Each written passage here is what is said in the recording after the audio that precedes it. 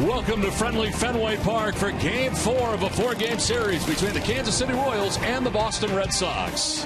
Welcome inside the broadcast booth, everybody. I'm Don Orsillo, and welcome to Red Sox baseball. Well, today, Eduardo Rodriguez takes the hill for Boston. Of course, the Red Sox got him from the Orioles for the Andrew Miller deal. Didn't work out for the O's, but it's worked out great so far for the Red Sox. His future appears very bright, according to his manager, Torey Lovullo. He's got tremendous potential. I've read things where Curt Schilling calls him a future number one. We don't want to add any pressure to what his future may be, but we want to set the ceiling as high as we possibly can. And he's a guy that could develop into that. But we have to patiently wait and see this thing through. We welcome in Jerry Remy, and Jerry, so far the future appears to be very bright. It certainly does, Don, and I do think he's going to be a number one pitcher on the pitching staff, hopefully the Boston Red Sox in years to come. And, when you look at him right now, he's got three very good pitches, his fastball, his slider, and his changeup, and I think his secondary pitches will even improve more as time goes on. But what's impressed me about him is the fact that, he has a bad day, and he's able to bounce back in that next start, not thinking about the previous start, and then have another good outing, and that's very impressive for a young pitcher. Now, I think moving forward, one of the things they're going to look for now from him is to cut down on his pitches, I think, per game, because he's into September, getting into September, and that's new territory for minor league players who come up to the big leagues. They don't experience September at the minor league level, so it's extra innings, extra pitches. I think it's something they're going to monitor close to the rest of the season. Well, he'll be matched up against a very good Kansas City Royals lineup today. A good test for him as Rodriguez goes for win number 87-5. We're back with the first pitch from Fenway right after this.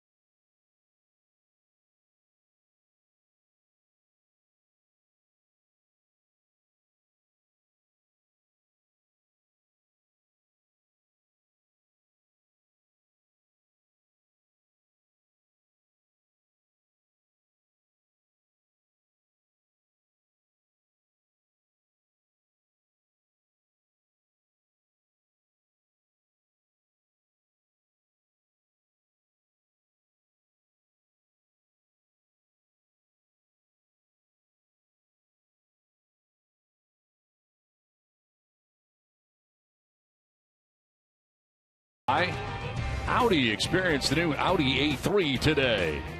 Dunkin' Donuts, America runs on Dunkin'. Toyota's website for deals via Toyota.com. DraftKings, the official daily fantasy partner of your Boston Red Sox. The Kia Sorento. And by Southwest Airlines. Book your low fare now at Southwest.com. All right, welcome back to Fenway Park for the fourth and final game of this 4-game series between the Red Sox and the Royals. The Red Sox have taken the field, so let's check out the Royals lineups brought to you by your New England Chevy dealers on this Junior Announcer Day.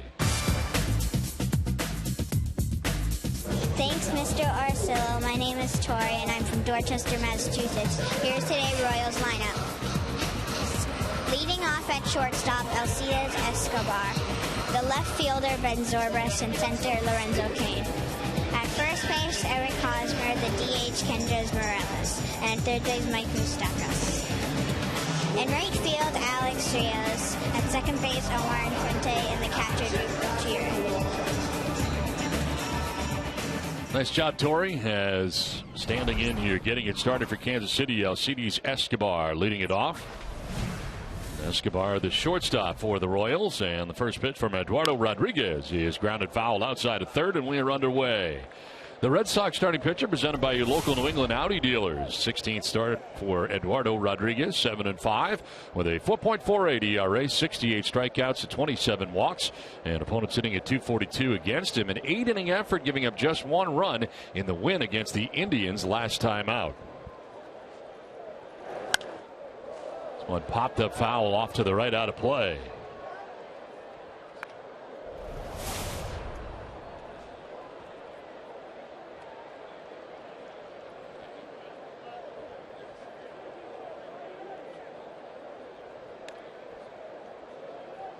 Center fielder bets into right center with a gap out in left center field. 0-2 pitch coming to Escobar, and that'll bounce in. Second time that Rodriguez has faced Kansas City this season. Beat him in Kansas City. 6 1/3 in that game, 6 hits and only 1 earned run. And a career high with the 8 innings pitched last time out against the Indians. This one is line foul.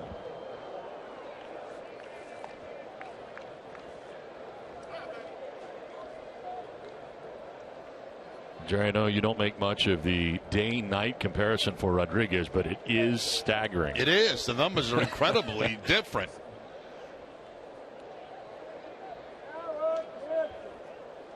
The 1-2 pitch is off the pitcher. It kicks to first base, and Shaw will tag the bag for the first out of the ball game. Well, that's a good start for the Red Sox. Let's look at their defense, and it's brought to you by Southwest Airlines. They are 12th in the league with 74 errors on the season. Pablo Sandoval will be at third base. Xander Bogaerts the shortstop. Josh Rutledge at second, and Travis Shaw the first baseman. Left to right, Jackie Bradley Jr., Mookie Betts, and Rusney Castillo, and Ryan Hannigan doing the catching for Rodriguez. Today's umpires are brought to you by Buick. Experience a new Buick lineup during this year's Sign and Drive. See your local Buick dealer today. Mike Everett behind the plate calling the balls and strikes with David Rackley at first base. Bob Davidson, the umpire, at second. And the crew chief is Hunter Windelstead at third. Brad Pearson, the trainer, out there. Torey Lovello checking on Eduardo Rodriguez. As I mentioned, things working out pretty well here with the exception of the ball hitting Rodriguez, but it hits him and goes directly to first base, where Travis Shaw is there, can pick it up barehanded and tag the first base bag. It's off that left ankle, it looked like, is somewhere in that area. Threw a couple of pitches, and he's ready to go. Send it down to Tom Caron. Yeah, Don, you were talking about the day-night splits, and they are dramatic. Erod's ERA at night is 1.67. His ERA during the day is 9 runs higher, 10.67. I talked to pitching coach Carl Willis about it before the game today. Asked him if they had spoken to Erod about it. He said no. We weren't going to get into it. Remember, this is a guy that had to deal with the whole public conversation about tipping pitches and whatnot. He's been dealing with enough, and he's dealt with it well. But there's no question, as they talked about potentially tweaking the rotation with the return of Rick Porcello, they said he might not pitch in New York against the Mets. And Carl said immediately, Erod said, oh, that'd be good. I wouldn't have to pitch during the day. So he knows about it, guys.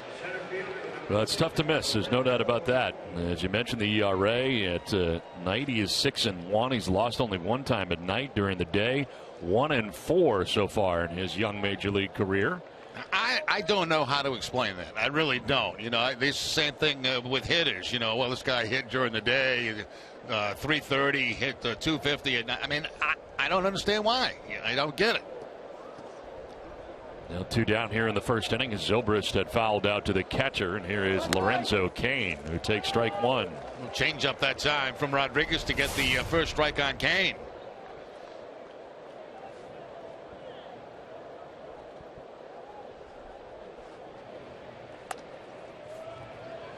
Guys, one thing Carl Willis said they were really working on with a young pitcher like Erod is just to make sure that at the ballpark the routine stays the same. Daytime, nighttime, don't vary anything, and that is something all young pitchers have to get used to.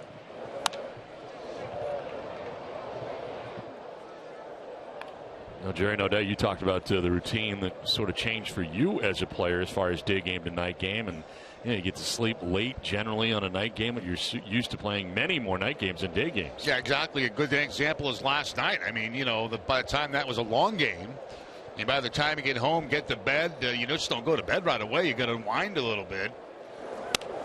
And next thing you know, you're waking up on 4 or 5 hours sleep to come to the ballpark for the day game. So it's a little bit different than what the players are accustomed to.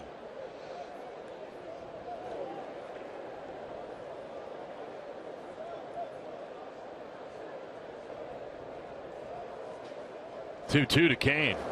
And it's on the ground left side. Bogaerts surrounds it, throws off balance, but in time. And Eduardo Rodriguez has a 1-2-3 first inning. Red Sox coming up.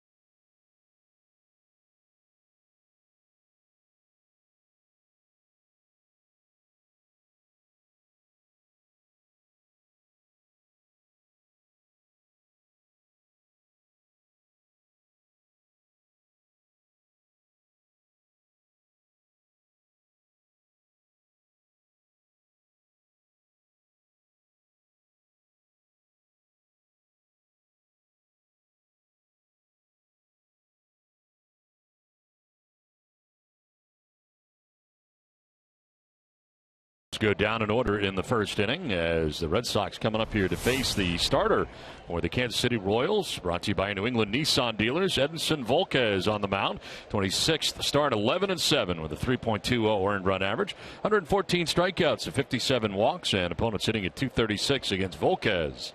Tuesday at Cincinnati ended up with a no decision, but pitched well. 6 innings, giving up just a 1 run.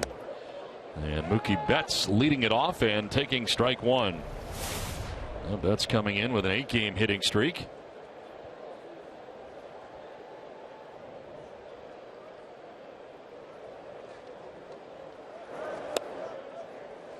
A little bit low, missing at 92 for Volquez, and it's a ball and a strike.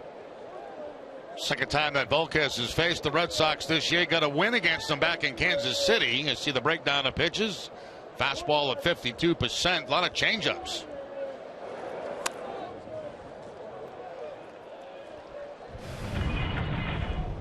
Now back in June, Mookie Betts able to take him deep. Kauffman Stadium, only visited the year for the Red Sox there. One of the 11 home runs for Mookie Betts in his career. That outing against the Red Sox in a win. June 20th went 5 1/3, gave up 4 earned runs through 88 pitches. Ball's behind here, 3-1 to Betts. Mentioned the 8-game hitting streak, 359 along the way with 14 homers, 14 for 39 during that 359 stretch. Yeah, Sandoval waits on deck. Then we'll see Bogaerts part of this bottom of the first inning. Strike over the outside corner, and it's a full count. Yeah, borderline strike 2 on the 3-1 count. Just barely picking up that outside corner to Mookie Betts. Could have gone either way. In the air to shallow right. Rios comes in and puts it away for the first out. Well, it's Junior Announcer Day. Time for the Red Sox lineup, brought to you by your Eastern Hyundai dealers. Thanks, Mr. Arcillo. My name is Zach, and I'm from Agawam, Massachusetts. Here is today's Red Sox lineup. Leading off in center field, Mookie Betts. The third baseman, Pablo Sandoval. At shortstop, Xander Bogaerts. The DH, Big Papi, David Ortiz. At first base, Travis Shaw. In right field, Rusney Castillo. The catcher, Ryan Hannigan. In left field, Jackie Bradley Jr. And the second baseman, Josh Rutledge. Nice job, Zach, as Edinson Volquez has one out here in the bottom of the first inning. Pablo Sandoval on the ground. Back to Volquez, who makes the catch about thigh high and throws out Sandoval. 2 down. The Royals defense is brought to you by DraftKings. They're 7th in the league with 66 errors on the season.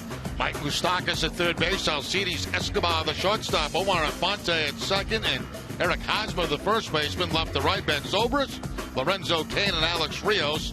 Drew Butera gets the first out of the series behind the plate. 2 down here in the bottom of the first inning brings up Xander Bogaerts. 314, 4 homers, and 60 runs batted in for Bogaerts. Elevated fastball at 93 miles an hour. 4-game hitting streak for Xander coming in. He's gone 5 for 13 in the series to this point against KC.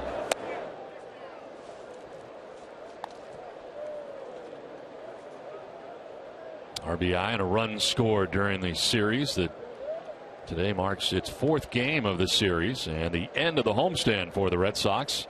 David Ortiz on deck. That's a strike, and it's 2-1.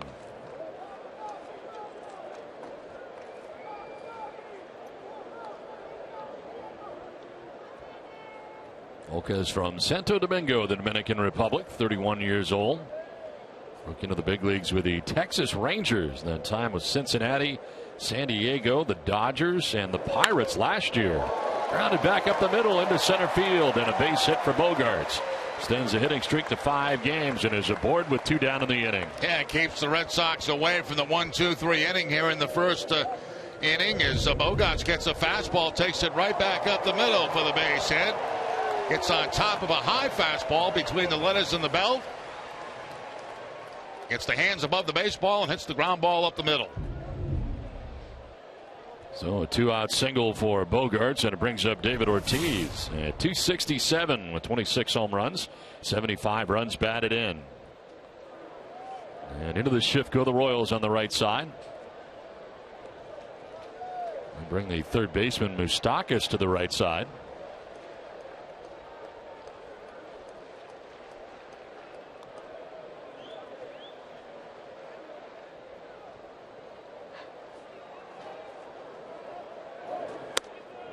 In there for a strike. You see the fastball, curveball, changeup combination today from Volquez. David 2 for 9 in the series. He has walked 4 times in the series. Walked 3 times last night, going 2 for 2 in the ball game with 3 base on balls. Foul back, and Ortiz down 0-2.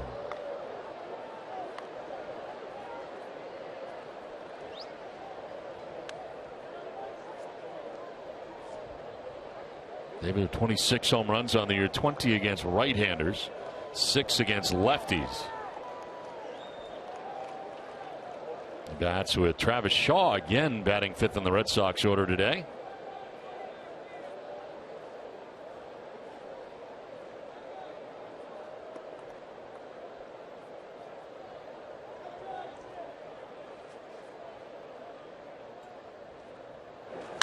Ortiz pops it up in foul ground. Butera headed over towards the seats. Will go as far as he can and has it go off his glove and into the seats. He made a bid over there, but unable to make the catch. It looked like the ball bounced right out of his glove. He was reaching over the stands. Let's take a look. Goes to the backhand and just can't close up the glove. And then into the hand of one of the fans. No fan interference on this.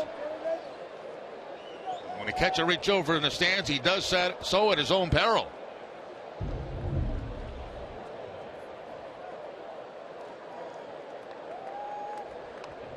So another opportunity here for David Ortiz, as it turns out.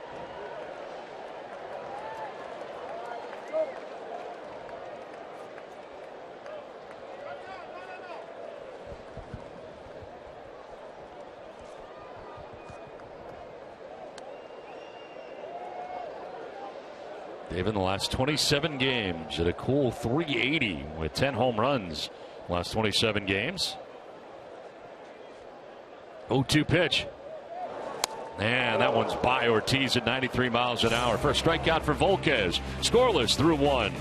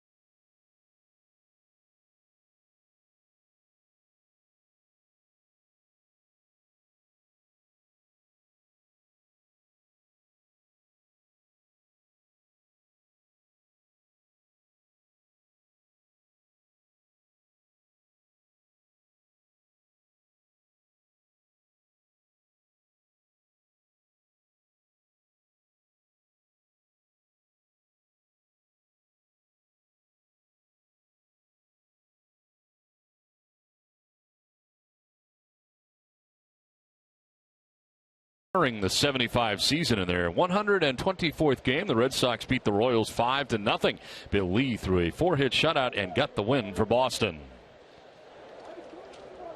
No, thank you. I would not want that job. No, I'm with you, Don. That's too scary for me. Well, we head to the second inning back here at Fenway without a score. Eric Hosmer leading it off here for Kansas City, the Royals' first baseman. So it's a .316 average, 14 homers, 72 runs batted in. Hosmer, Morales, and Moustakas scheduled to bat in the inning.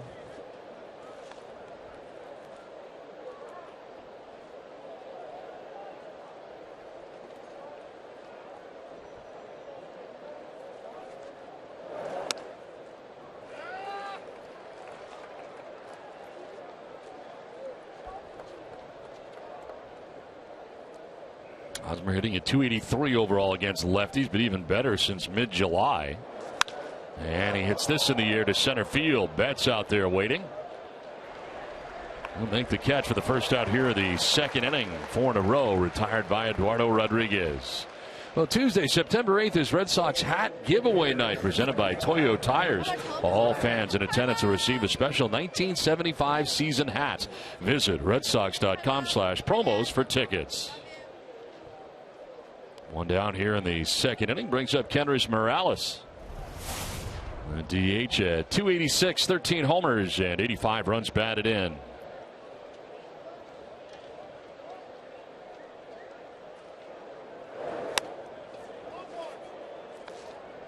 Morales driving in Kansas City's first 2 runs last night with an opposite field double off the monster in the first inning. Double was his team leading 33rd for the year. He got Kansas City off to the fast start. They'd later get a 3-run home run from Salvador Perez. They were well on their way to their first victory of the series. Moustakas waiting on deck.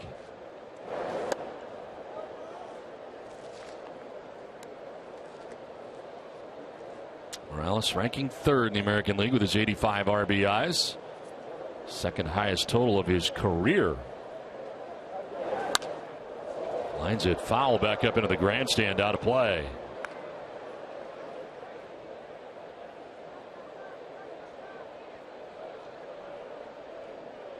There's Salvador Perez.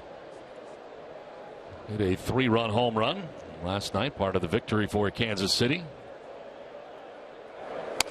That's outside for ball 3.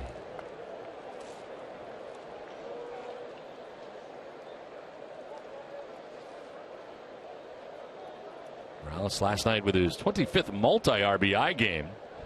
The most by a Royal since the guy he replaced, Billy Butler, really is the DH on this team.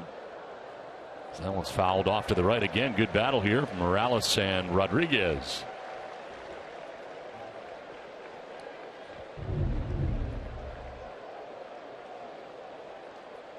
Great concentration on that play, especially with the fan in front of him putting his hands up.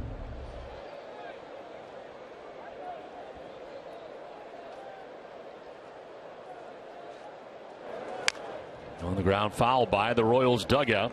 You'll see an 8th pitch in this at bat.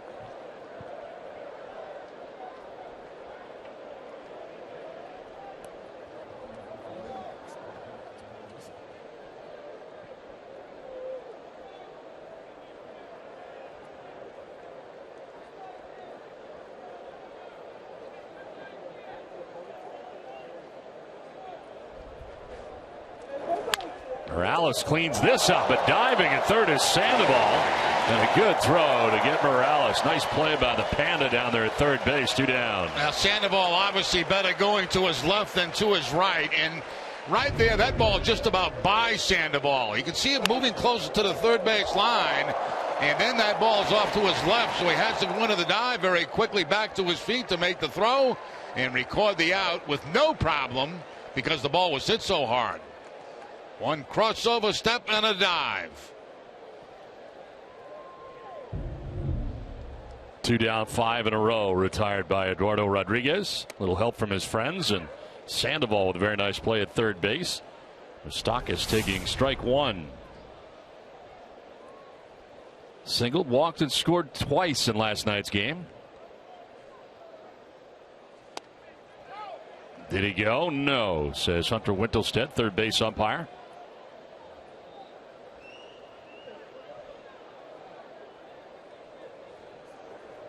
Moustakas against Boston in the season series this year, hitting at .333.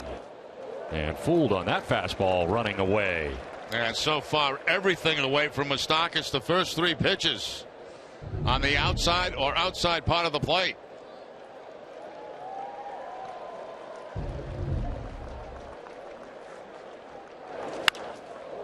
Fly ball headed out towards left center field. Over is Jackie Bradley Jr. to put it away. Good start for Eduardo today. Inning and a half done. No score from the Fens.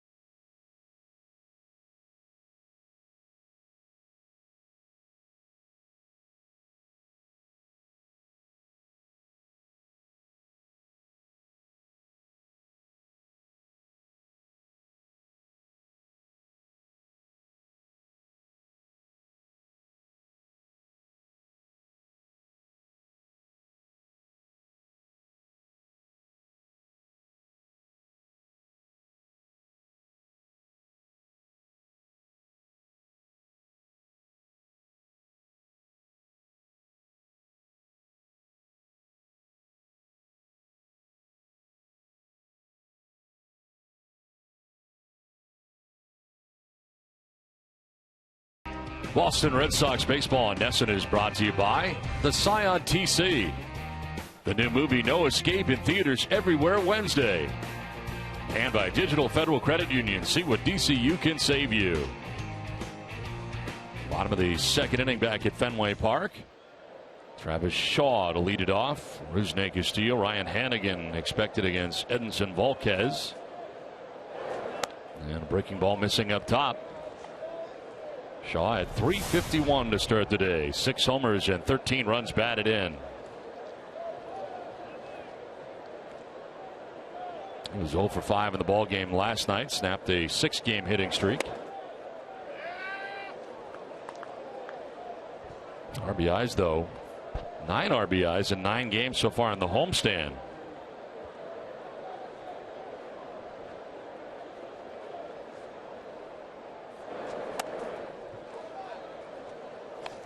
Red Sox heading out after the ball game to Chicago to begin a series against the White Sox coming up.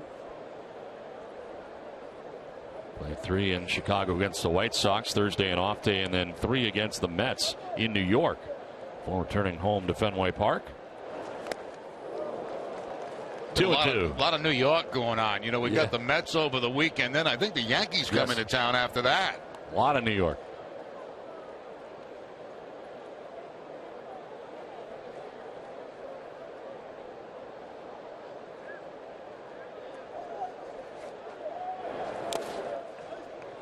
Full count now. Volquez has not walked anybody. Has 1 strikeout. Was able to strike out David Ortiz to end the first inning. There's Rusney Castillo waiting on deck.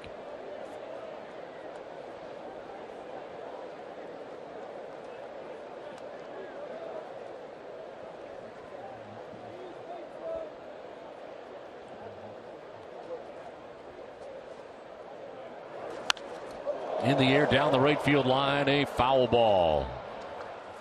Well, we're just talking about the schedule. It's time now for a look at the road ahead presented by People's United Bank. White Sox for 3, Mets for 3 then. It is indeed back home to take on the Yankees. The Philadelphia Phillies will be coming in interleague play again, and Red Sox will also host the Blue Jays as part of that next homestand before heading off for Tampa Bay in St. Petersburg, Florida. Shaw strikes out on a pitch away, a fastball at 93. Second strikeout for Volquez. Little movement on that fastball too from Volquez, 93 miles an hour, but you'll see it sail away right there at the end to Travis Shaw. So you think it's going to be a fastball in the outside corner. With all the movement, ends up way off the corner, and very tough to hold up the swing.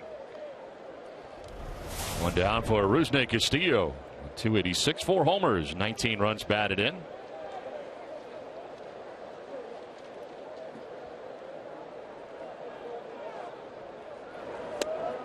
Castillo did not play in last night's game and is 2 for 4 in the series against Kansas City. Comes in with a 7-game hitting streak at .357 during the 7-gamer.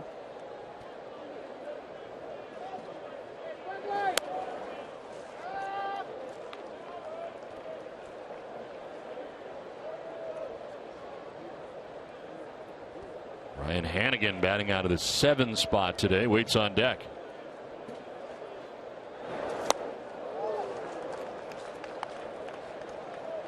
Change up that time from Volquez, keeping it down out of the strike zone and drawing the swing by Castillo.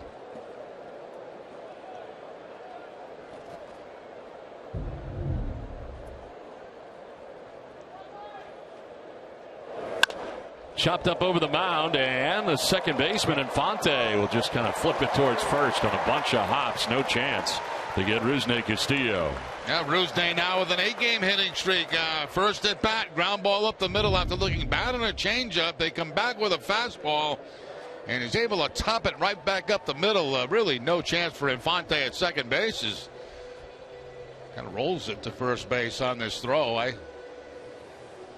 really don't know whether he thought he had any opportunity at all, but threw it on a bunch of hops to first base in case. I got to tell you, sometimes it's tough not to throw the baseball. You go all the way out there to get it and just want to let it fly.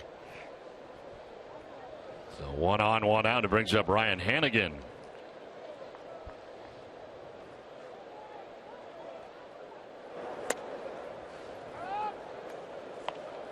Hannigan had last night off. Blake Swihart in there, and Hannigan back today at 248. 2 homers and 12 runs batted in. A 2-run single in Thursday's win, game 1 of this series against Kansas City.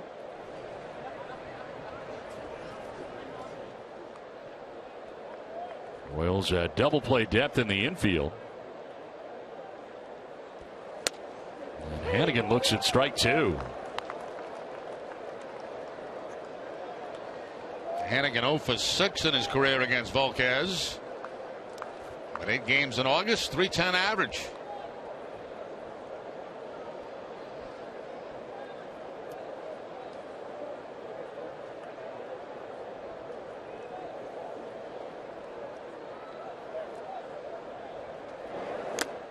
Swinging a foul tip into the catcher's mitt. Butera holds on. That's the 3rd strikeout for Volquez. Now 2 fastballs followed up by a changeup. They wanted the changeup away. It stays inside part of the plate, but still no contact by Hannigan. And all 3 pitches there on the inner third of home plate. Nick Insurance, great service, great coverage, and a great price for auto, home, or life insurance. 2 down here in the 2nd inning. Castillo at first base, held on by Hosmer. Here's Jackie Bradley Jr.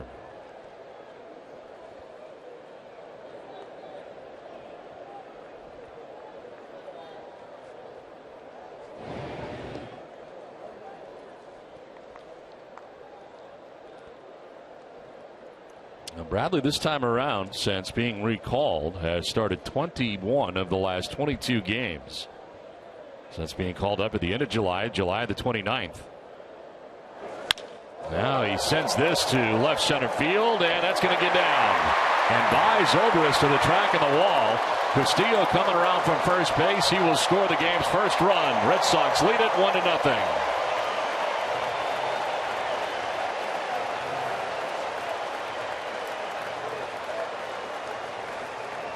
Now those 2-out hits are so big, and Jackie Bradley Jr. comes up with a 2-out double. Fastball away, gap left center.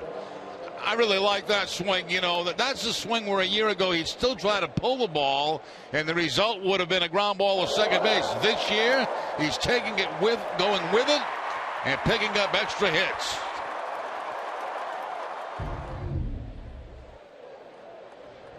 So a 2-out RBI double has the Red Sox on top 1-0, and it brings up Josh Rutledge. Brock Holt on the bench again today. Left oblique problem, and Torey Lovullo saying he would likely return tomorrow in game 1 from Chicago. So Rutledge with another start. There's Brock Holt on the bench again today. He is available to come off the bench to pinch hit possibly today, but nursing that left oblique.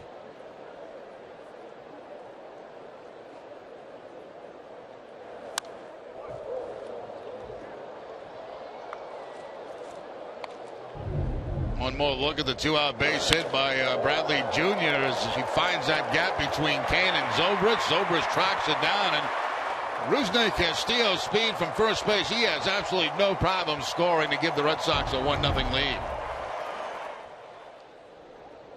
Red Sox operating here with 2 outs, and they've gotten this run with 2 outs. They've been very successful in that category in the series. 8 2-out runs. And looking for more here is Josh Rutledge.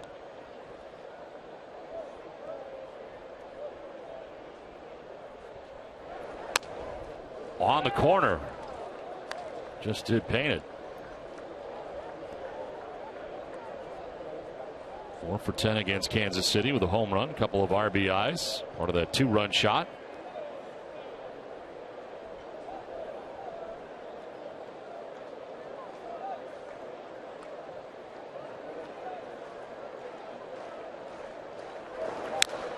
Grounded foul over by the on deck circle.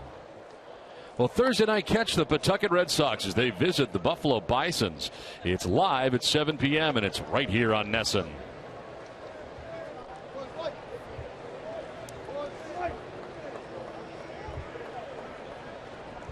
A big crowd on hand here for the finale of the homestand for the Red Sox. Last game of this 4-game series with the Kansas City Royals. And Boston on top 1-0 as they bat here in the bottom of the 2nd inning. Rutledge will foul off another, this time to the right. Doing a good job battling some very tough pitches from Volquez. Curveball that time that he's able to foul off. Breaking ball in a pretty good spot. A little bit high, but to the outside part of the plate, and Rutledge able to foul it off. Volquez has been one of the Royals' most consistent pitchers this year. Leads the team in wins with 11 innings pitched, 153 now. And this is lined into center field, a base hit. Bradley Jr. being waved around, and the Red Sox will take a 2-0 lead. Josh Rutledge drives in the Red Sox second run. One thing that's been consistent in this series, the bottom of the batting order for the Red Sox has done very, very well. This action coming with 2 outs, the double by Bradley, now the single by Rutledge. Did a good job fouling off a curveball that was away, and then gets a fastball in and takes it up the middle for the base hit. Bradley Jr. coming around third base. He'll score.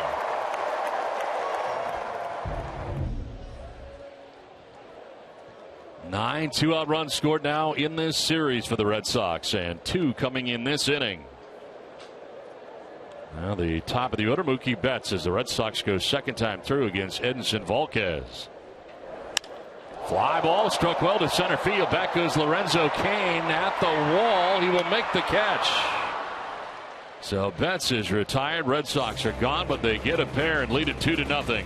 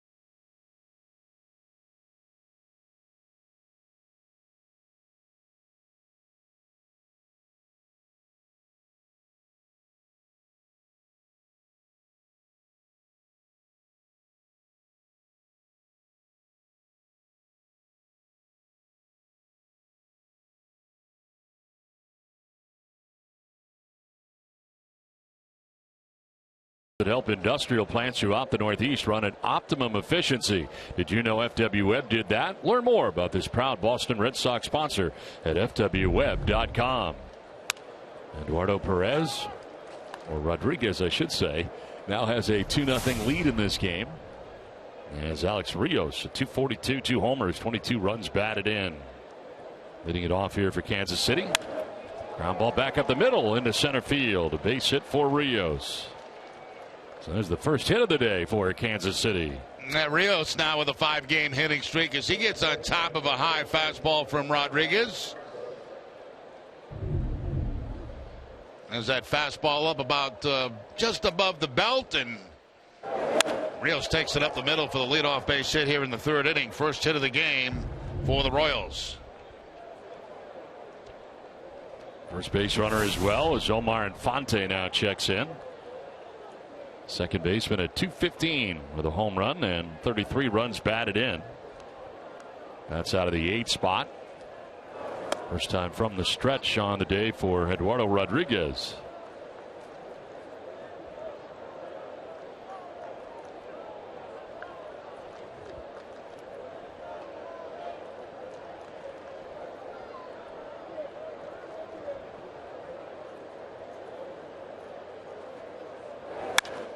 Line to right, and that's in for a base hit in front of Rusney. Castillo is going to try to go to second for the force out, but getting to second base is Rios. May have spiked Bogarts in the process. That's a tough play for Rios because the ball's hit so hard he doesn't know whether Castillo's going to make a catch on it, so he kind of has to hold up, and then because the ball's hit hard, he's really got to hustle again to second base. A good heads-up play by Castillo, throwing in there. But Rios makes it in safely, so he's in scoring position. Back-to-back base hits.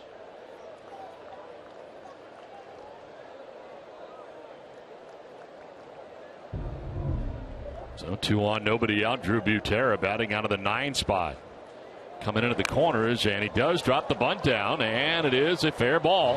Hannigan fires to first base for the out. Sacrifice complete. Rios to third, Infante to second.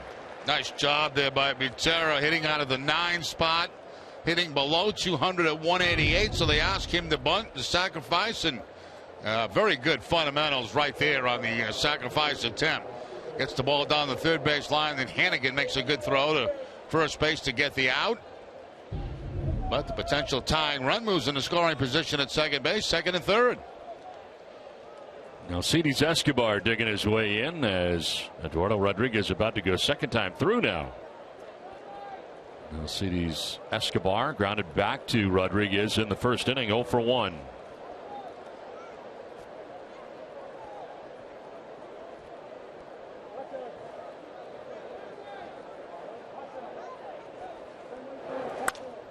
Line foul right in behind the Red Sox dugout.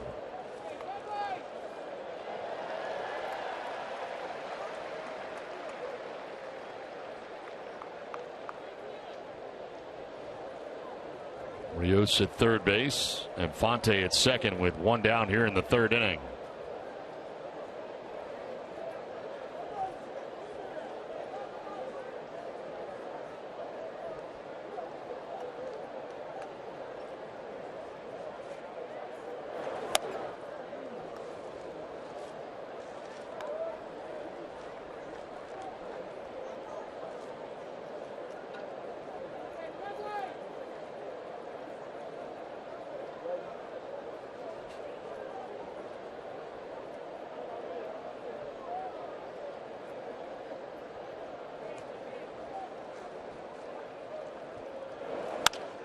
Line down the right field line towards Canvas Alley and into it. DraftKings.com is paying out over $300 million this baseball season. DraftKings has given out $34 million to Boston residents alone since the site launched. Get your free entry into a one-day fantasy baseball contest today using promo code NESSN. Single by Rios began the inning. Infante with a base hit to right for the sacrifice bunt by Drew Butera. Runners at second and third with 1 out.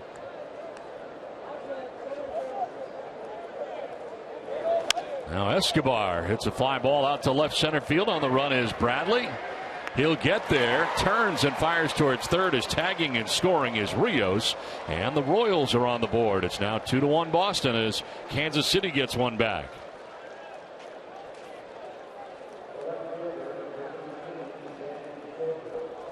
Well, what you're looking for here is maybe something on the ground. Instead, it's an elevated slider. A ball that gets up in the zone and certainly hit deep enough. Now, Bradley Jr. knows he has no chance at home, but he goes to third. And the runner at second base, Infante, has to hold up. Rios coming in to score. He knew right away that he left that breaking ball up in the zone, and that there was going to be pretty solid contact on it.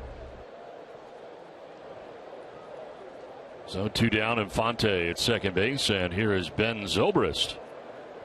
Fouled out to the catcher Ryan Hannigan in the first inning.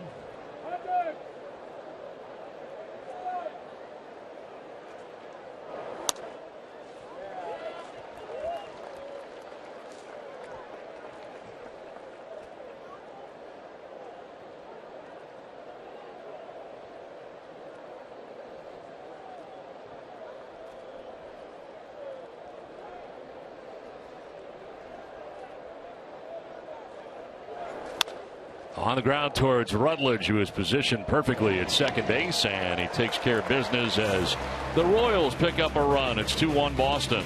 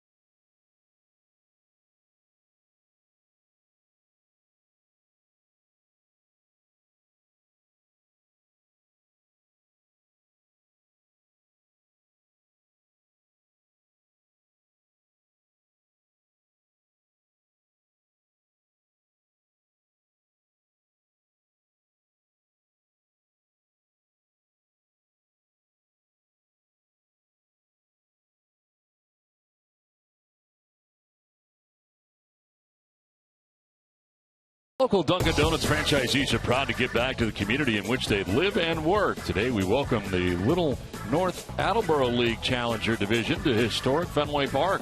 Dunkin' Donuts committed to the community. Red Sox on top 2-1 as we head to the bottom of the third inning. Pablo Sandoval, Xander Bogaerts, and David Ortiz face Edinson Volquez. Sandoval has already checked in with a very nice defensive play at third base. 0 for 1 today, grounding one back to Volquez sharply. Red Sox out hitting the Royals 4-2 as they bat here in the third. Fly ball to right field, playable for Alex Rios, who has to come in for the first out at the bottom of the third. Well, join the 2020 Club and enjoy an affordable fun night at Fenway Park. Groups of 20 or more start at $20 each. Visit redsox.com/groups for more information.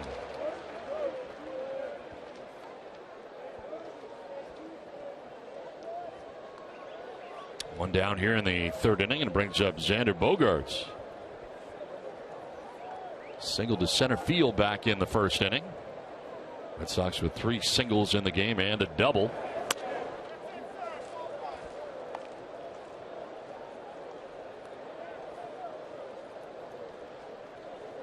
David Ortiz waiting on deck. Off balance swing and fooled there is Xander Bogaerts. And when you have that ability, when you're behind in the count, to be able to throw that changeup for a strike, that's a huge advantage. 1 ball, no strikes. Here comes the changeup. And the off balance swing by Bogaerts.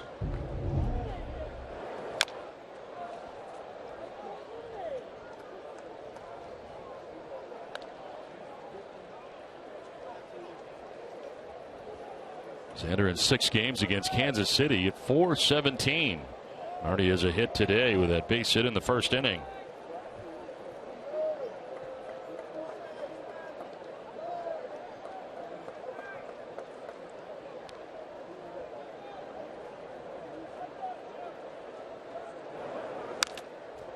Fouled it off. Red Sox getting 2 in the second inning. Kansas City answering with a run in the top half of the third. Red Sox were vying for their first 5-game winning streak of the year last night, but unfortunately the Royals took game 3 of the series, and Red Sox trying to start a new streak today.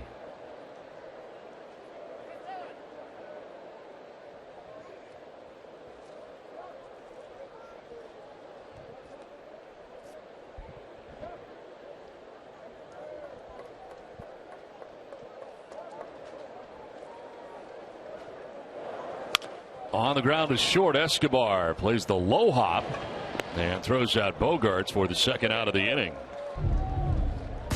Now, did you miss today's all-new episode of Nesson Clubhouse? Catch the encore presentation tonight after our Red Sox coverage.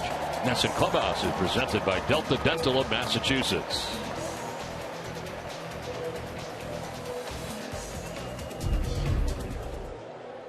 A bunch of kids on hand here today. Weekend day baseball at Fenway Park.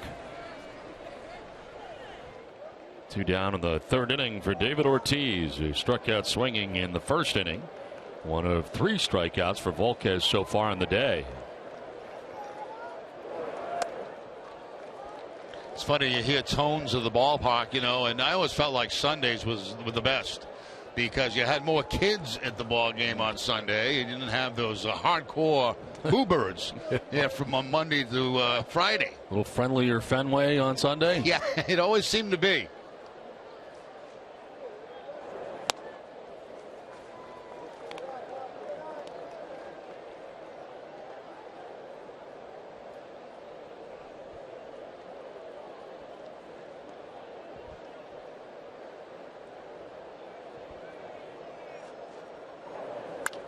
Ortiz fouls it off to the left, out of play.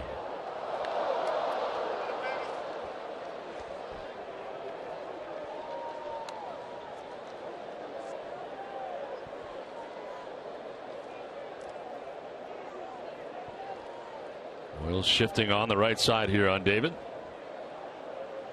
Mike Moustakas, third baseman, on the right side of the infield as Ortiz hits a high fly ball to right.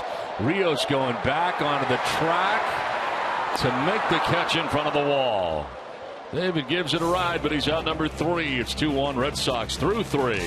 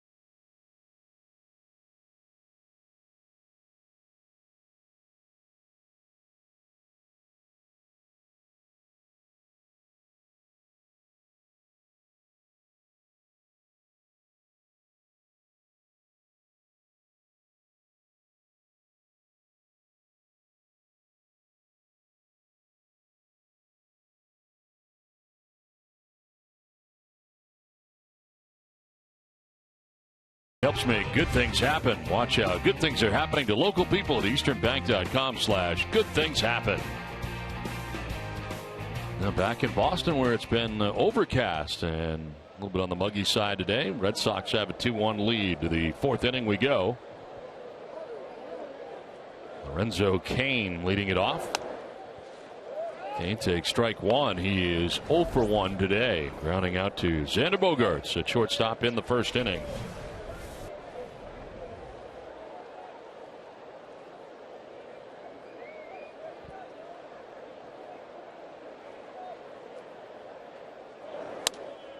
Kane went around 0-2. Couldn't hold up. Kind of holding his side again. We've noticed that here during this series. Seems like that is an issue for him, and now trying to stretch it out. Anytime he tried to hold up, too, I'm sure that does not help the oblique or whatever's bothering him on the side. I think, Don, that was on Thursday night, if I'm not mistaken. It's the first time we saw him do that, so he's been playing that way in pain for the last couple of games.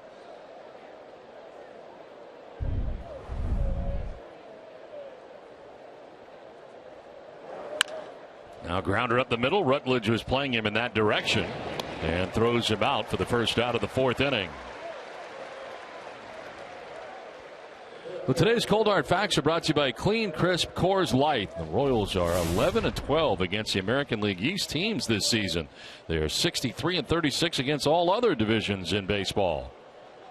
So had a tough time with the East, but they are 74 wins strong heading into today's game.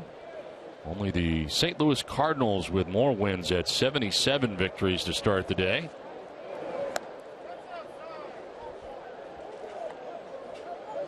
Eric Hosmer getting his second look at Eduardo Rodriguez. Flied out to center field in the second inning.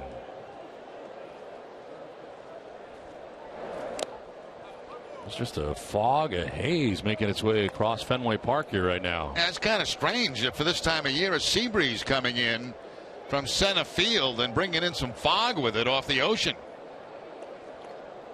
Kind of a marine layer. Yes, it's very, very unusual. Line to center field and a ringing single right there for Hosmer. One out base hit as we check back in with Tom. Okay. Hey guys, Don, you mentioned that it's kind of a heavy mist, a fog, and that's getting a little damper here. You can see everybody here in the photo base starting to scramble to put their tarps on. And I just want to say that I know right now Adam Pellerin, Steve Lyons back in the Nest and Television Center in the green room, probably having that third or fourth slice of pizza. Might have to take your feet off the desk now and get your ties and coats back on. I've been there, and this is when you start to scramble. So you got a little bit of heavy mist coming in. No need to worry yet, guys, back there, but get on DEFCON 4 because it's getting a little bit wet out here. So finish up that pizza and get ready to rock just in case.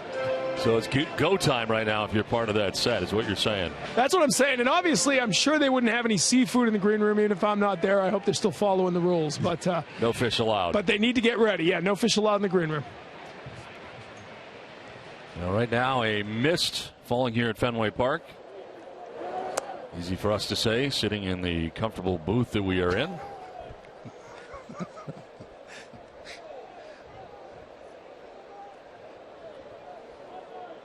Damp day here in Boston with one out and one on. Kendrys Morales. It's his second look at Eduardo Rodriguez. Grounded out to third base in the second inning. Grounded towards second, could be two, but no. Rutledge lets it get through him and into center field.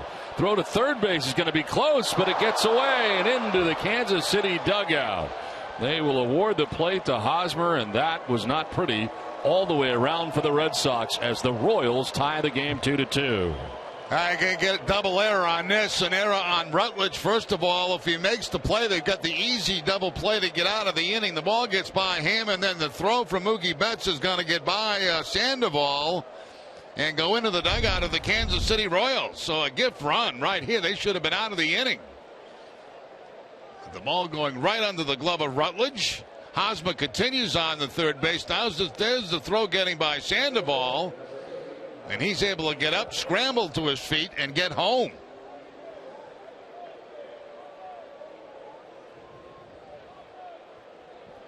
So a foggy play for the Red Sox there. I see what you did there. One out. Morales at second base. And Mike Moustakas the batter. Flied out to left field in the second inning.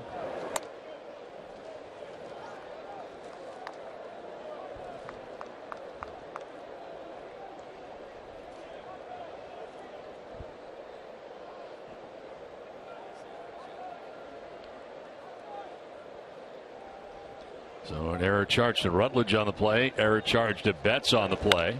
And now this one headed out towards the gap in right center field, going to get down and roll a while. Around from second base, Morales will score without a problem. Moustakas into second base. He puts Kansas City on top 3-2.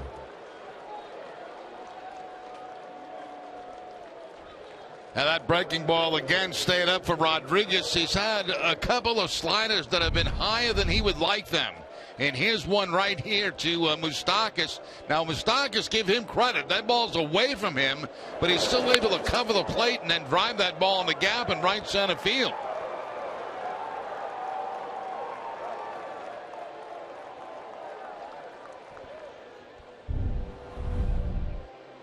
So the Red Sox had a 2-0 lead at one point in this game. Now Kansas City, with a run in the third, 2 so far here in the fourth, have taken a 3-2 lead. Carl Willis out there as he checks on Rodriguez. Alex Rios will be coming up here for the Royals.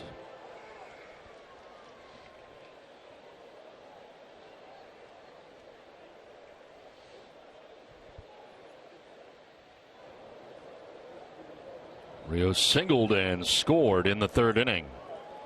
Now he bats with Moustakas at second base, one down in the fourth inning.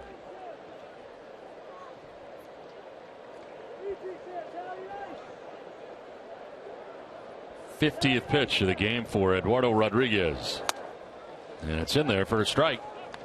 Starts him off with a changeup at 86.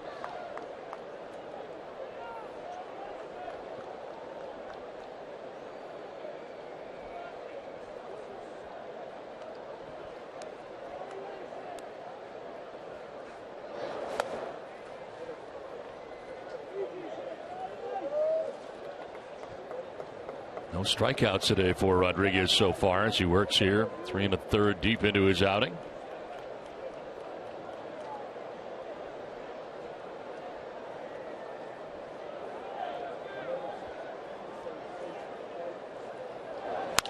Rios reaches out, fouls it off to the right, out of play.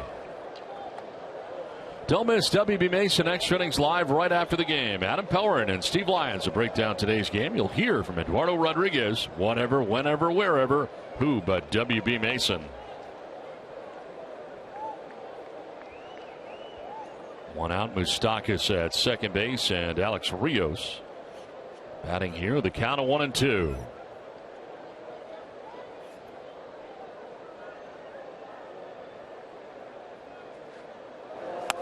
Tried to hold up and apparently did on a pitch down and in.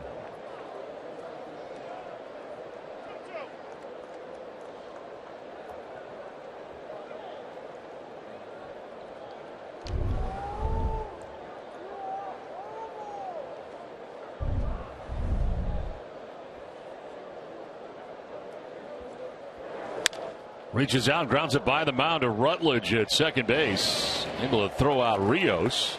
As taking third is Moustakas with now 2 down in the inning. It's hard to tell. I couldn't tell if that ball deflected off the glove of Rodriguez, but it certainly did slow up as it went out toward Rutledge. And Rios retired on the changeup right there for the second out of the inning. You see Rodriguez reach out for this. Now, does he touch it? I think he might have. I think like it did change direction a little bit, and it actually helped out because it headed back toward Rutledge's second base. So 2 down, Moustakas at third. Here's Omar Infante trying to deliver a 2-out RBI.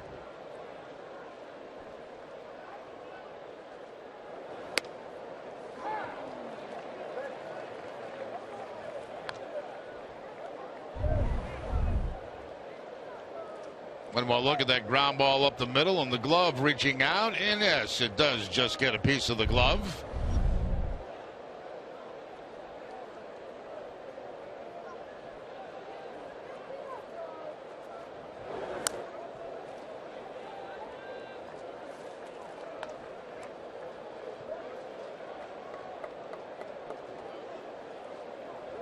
Royals compiling 2 runs so far in this inning. Red Sox have made 2 errors in this inning.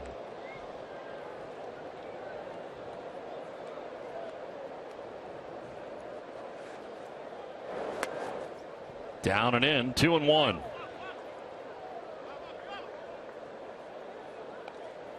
Got the rain gear going today.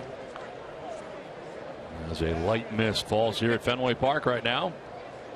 Actually, we've been pretty lucky in this series weather-wise because there have been threat of storms every day, and all 3 games have bbeen played, including today. On the ground left side, it is Sandoval off balance. Nice play, and Sandoval gets him. 2 runs in the inning for the Royals. They lead it 3-2.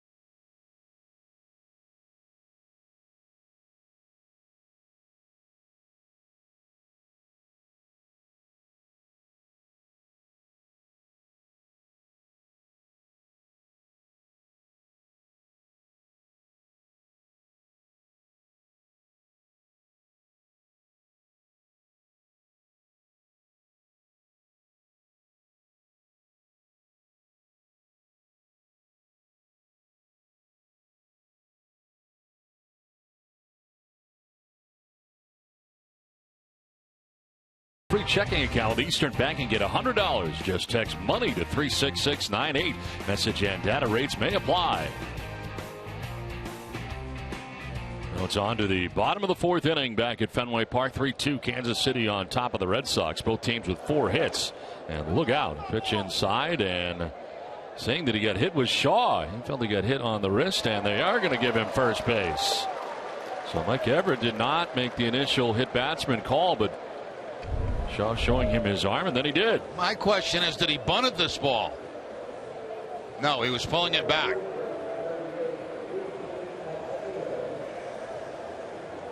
That call should stand up. I don't think there was any bunt attempt at all there. You can see him pulling the bat back and then gets hit off the elbow with the pitch.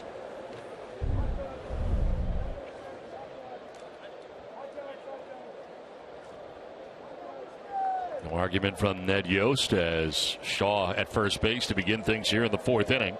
And it brings up Rusney Castillo. Reached on an infield hit in the 2nd. One of 4 Boston hits. Red Sox trying to answer 3 runs in the last 2 innings by the Royals. There is strike 1 at the bottom of the zone. Light rain consistently falling here at Fenway Park as we play in the 4th inning.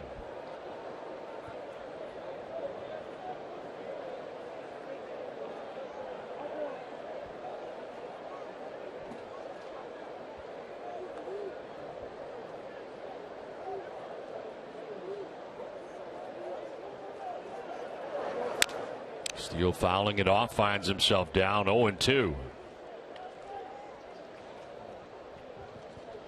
Red Sox season ticket plans soon will be available for the 2016 season. For information about becoming a Red Sox season ticket holder, call 617-226-6888 or visit redsox.com/season tickets today.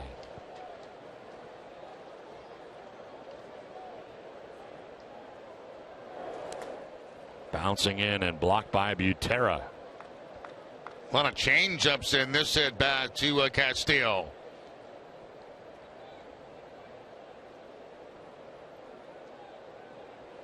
Castillo's base hit back in the second inning was on a fastball. Try the curveball this time. Popped up, foul ground. Hosmer running over, but will not have a play.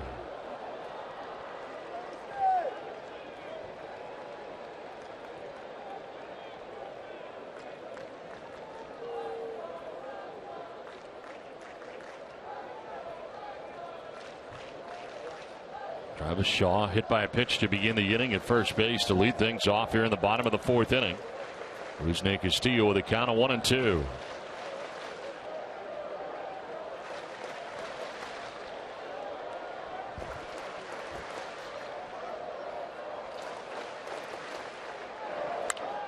Popped up, foul again.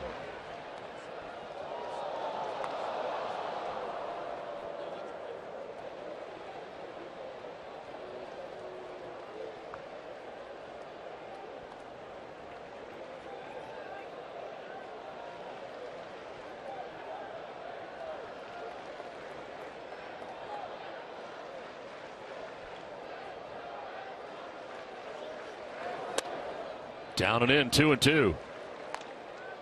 So Volquez has been operating around 94, 95 miles an hour. His 3 strikeouts on the day so far, has not walked anybody.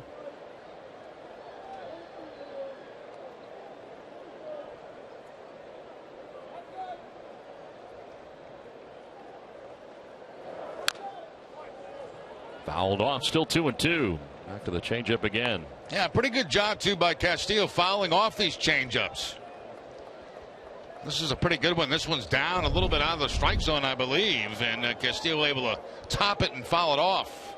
Actually was in the strike zone.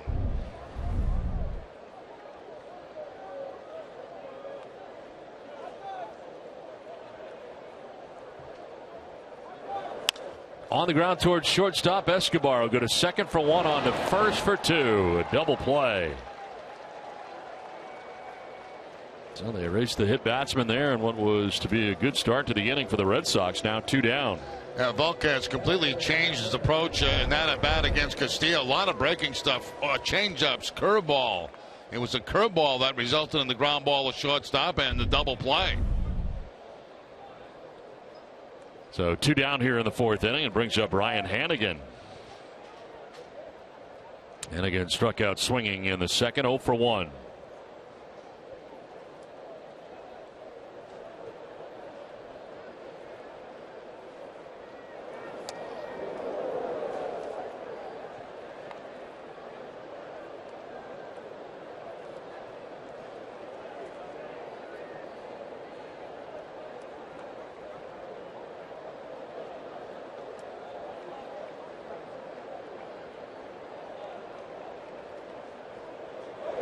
'60th pitch is hit on the ground and foul. Even the count of 1-1. Well, right now you can get up to 60 months with no interest on anything at Jordan's Furniture. Furnish one room or your entire home. Best of all, you get to enjoy it right now. Visit Jordans.com for details.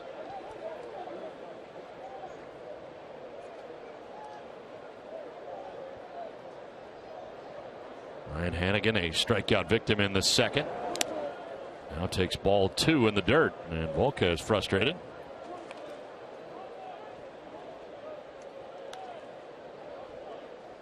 On deck, Jackie Bradley Jr., the Red Sox batting here in the bottom of the fourth inning.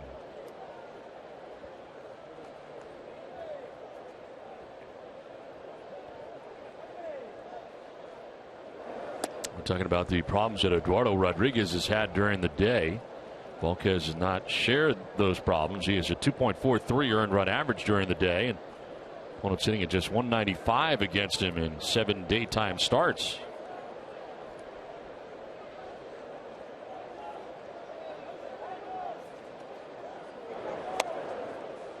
Strike 2, full count.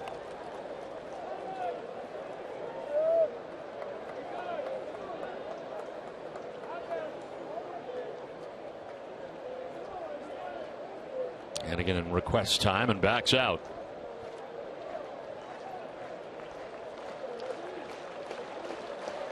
Base is empty, and a payoff pitch coming here to Ryan Hanigan. Strike 3 call right at the bottom of the zone. There's the 4th strikeout for Volquez. Second time Hanigan's down by way of the K.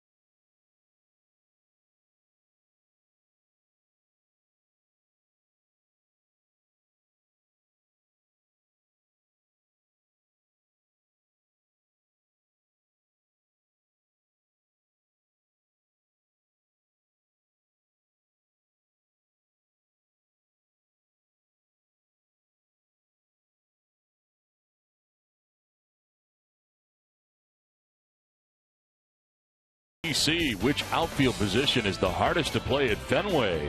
Text Sox 1 for left field, Sox 2 for center field, Sox 3 for right field. Text your answer to 536-536. Message and data rates may apply. One message per vote.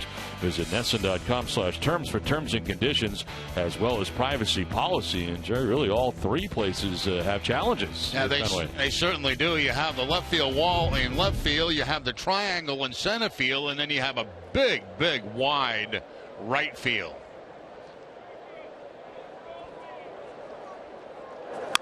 Utera rips this down to the left field corner. First pitch swinging.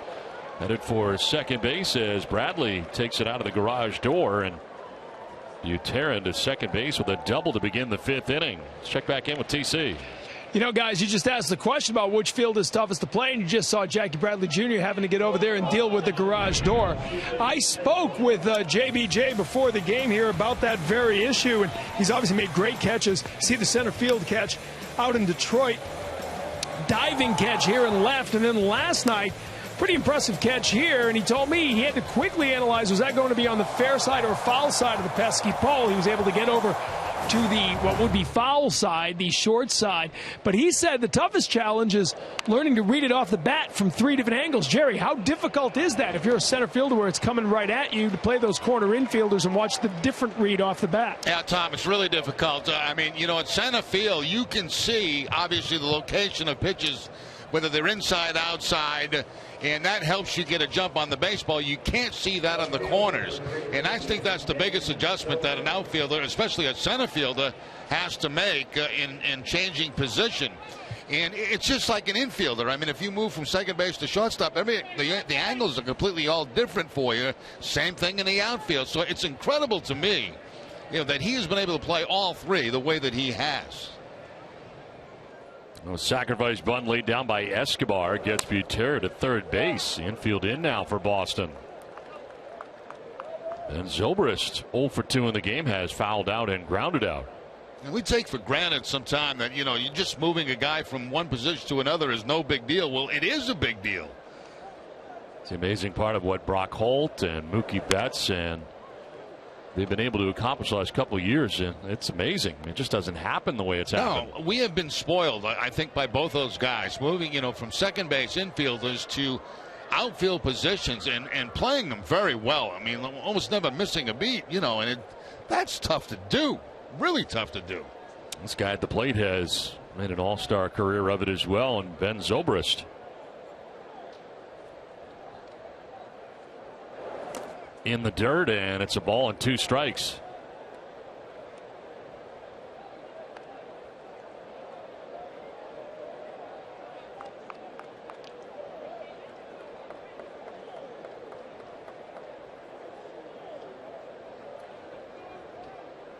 Cleat's getting a little muddy, so Rodriguez went back to clean him off. Light rain consistently falling here at Fenway Park during the inning. 1-2 to Ben Zobrist. Yeah, kind of an emergency swing there. Sounded like he broke his bat as he fouls it off, and he did. So coming up after the 3rd out of this inning, Adam Pellerin will have the mid-5th studio show presented by GMC. You want to stay for that.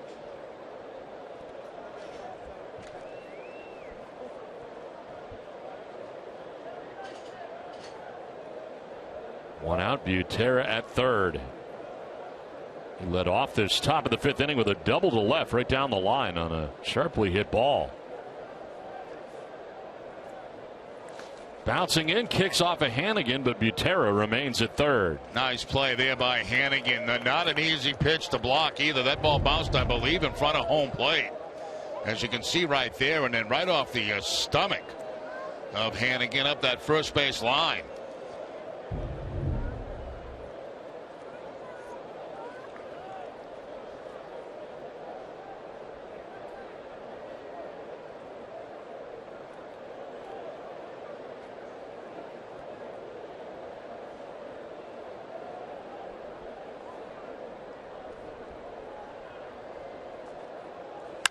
On the ground to second with the infield in. Rutledge looks the runner back and throws out Zobrist. So the infield in worked there. 2 down.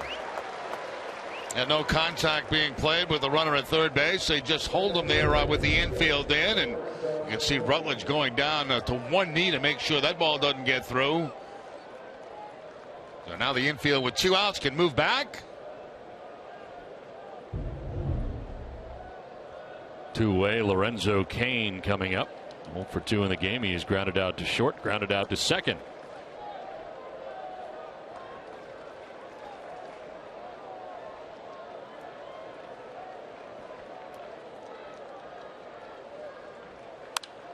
Fouled off to the right, out of play.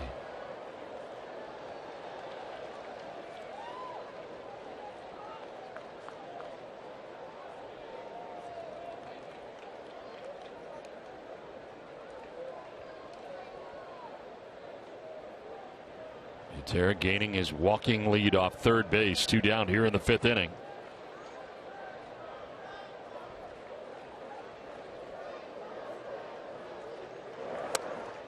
In there for a strike right at the bottom of the zone. Cain didn't think so, and he finds himself in the hole. 0-2. Now a lot of options now for Rodriguez, up 0-2 with 2 outs. There's that last pitch, a fastball. It's right at the bottom of the strike zone.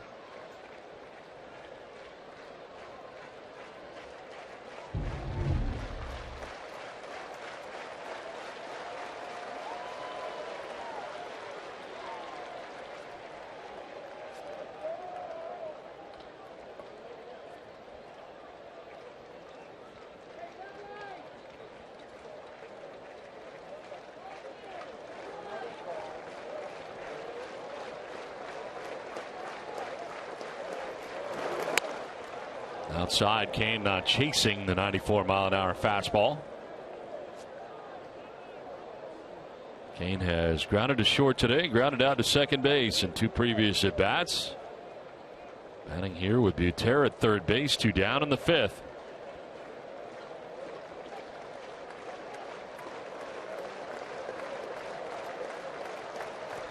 Away with the fastball.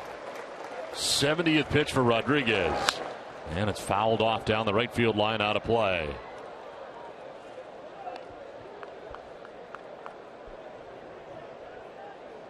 Well, the Royals winning last night. That snapped a 5-game losing streak against the Red Sox here at Fenway Park. Now they're trying to make it 2 in a row. Red Sox had a 2-0 lead today, getting 2 in the bottom of the 2nd inning, but Royals got a run in the 3rd, 2 in the 4th, and threatening here in the 5th.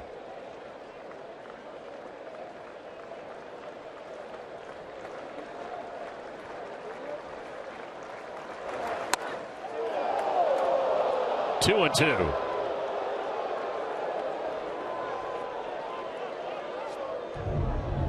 Fastball inside, too far inside, but that's exactly. They were hoping for a swing in that situation from Kane. They had him looking away, and then back inside with the fastball, but too far inside.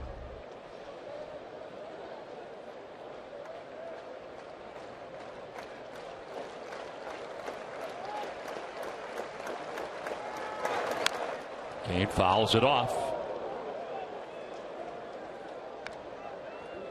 Battle continues here between Lorenzo Cain and Eduardo Rodriguez, with Eric Hosmer waiting on deck.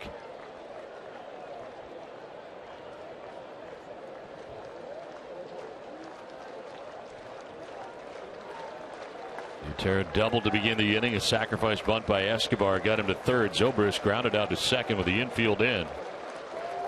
Now a 2-2 pitch to Lorenzo Cain.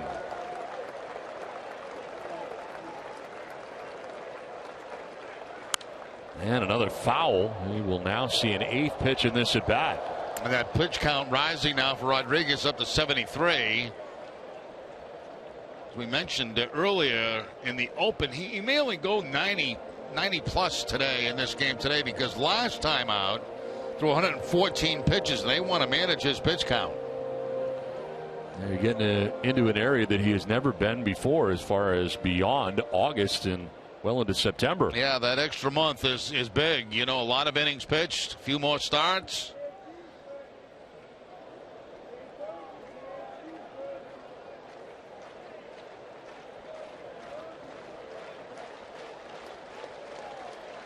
Two again to Cain. And a liner caught at 3rd base by Sandoval. So he works his way around a leadoff double. It's 3-2 Kansas City. Time now for the studio show with Adam Pellerin and Steve Lyons.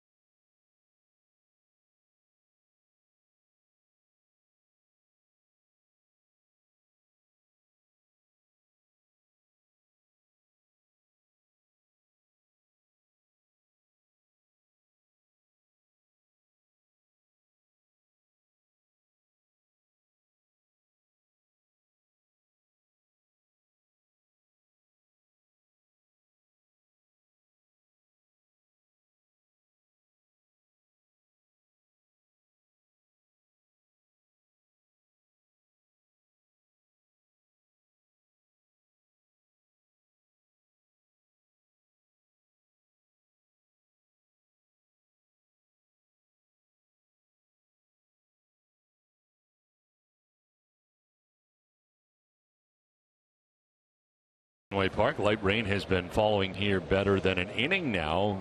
Consistent light rain, more of a miss. 3-2. Royals on top. Red Sox able to get out of that last inning nicely. Eduardo Rodriguez able to get out of that inning unscathed, as it turned out.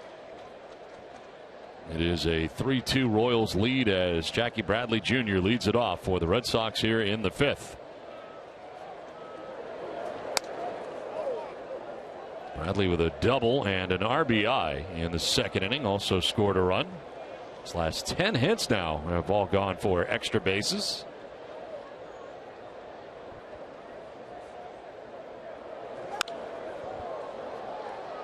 Well, in the opposite field, they're really giving him the left field line. They've got Zobrist really pulled over, as you can see right there. So not much room between Zobrist and Kane.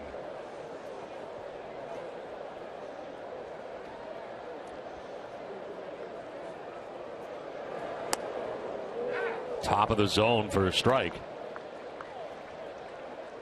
Look at his hit direction this season.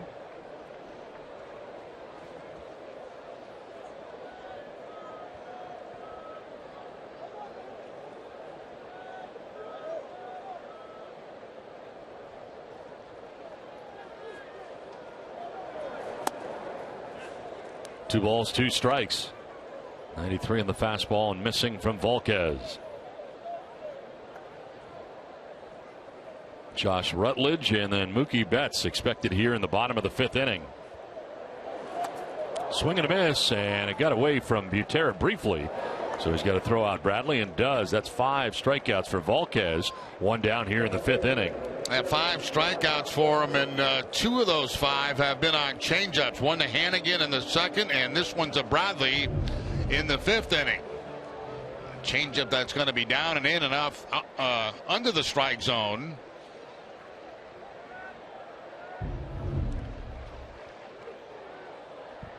One down. Josh Rutledge, the batter, getting his second look at Edison Volquez. He singled and drove in a run in the second inning.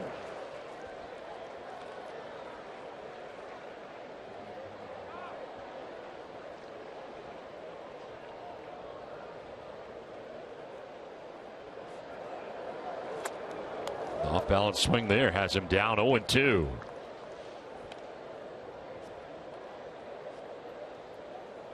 Top of the order, Mookie Betts. Red Sox getting both of their runs in the second inning. RBIs for the bottom of the order, Jackie Bradley Jr. and Josh Rutledge. And Rutledge now hits a fly ball to left field where Ben Zobrist is out there. 2 down. Well, get immediate care without leaving the ballpark at the Beth Israel Deaconess Medical Center, first aid station behind Section 12 in the lower concourse. BIDMC is the official hospital of the Boston Red Sox. And most of the time we talk about in day games battling the sun. Today we're talking about battling the fog here at Fenway Park.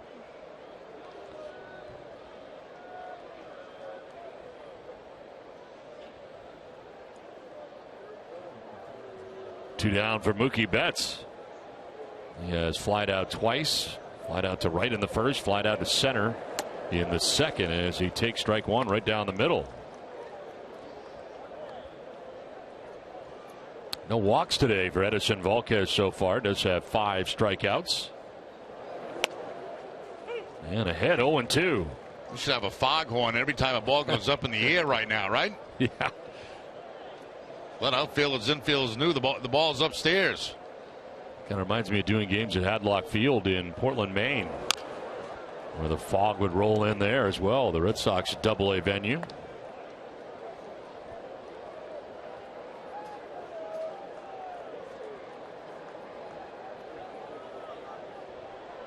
Can't really see the top of the Prue from our spot right now. No.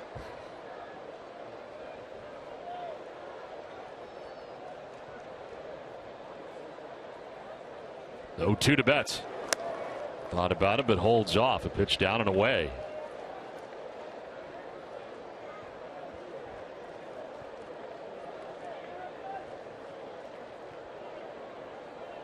Volquez had a 1-2-3 inning in the third, trying to repeat it here in the fifth as he gets Bradley to strike out, Rutledge to fly out.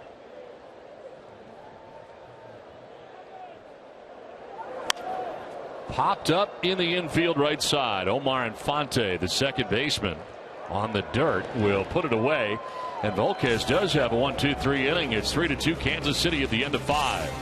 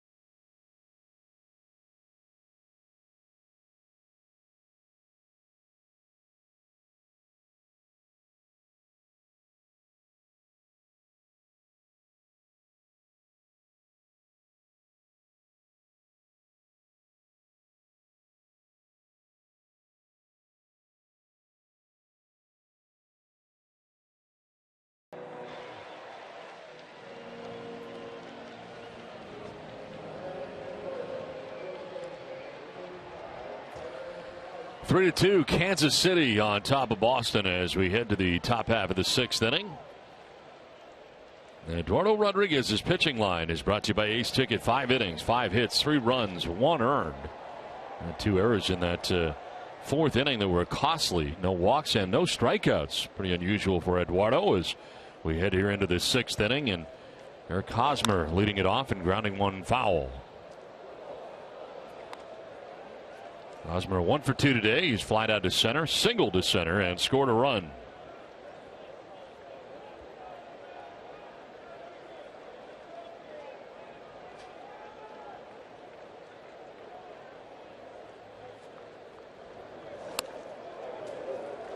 Fastball headed downward, 0-2.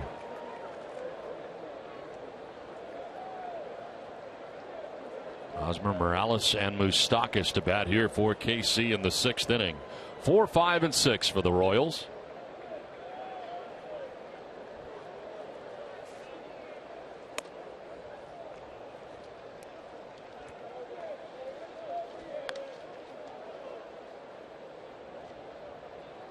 Season high in strikeouts for Rodriguez is 7. He's done that 3 times. Last time out, 5 Ks against Cleveland in his 8-inning effort. Late swing, and that one fouled back. Well, your next fill-up could be free with Gulf Oil's new rewards program, PowerPoints. Visit GulfPowerPoints.com to sign up and start earning free gas. It's that easy.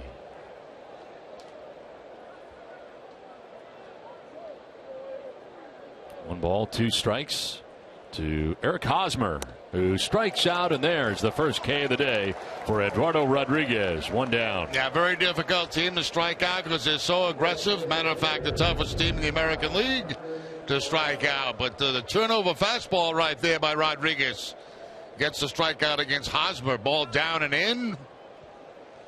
Nice pitch by Rodriguez. So 1 down here at foggy Fenway.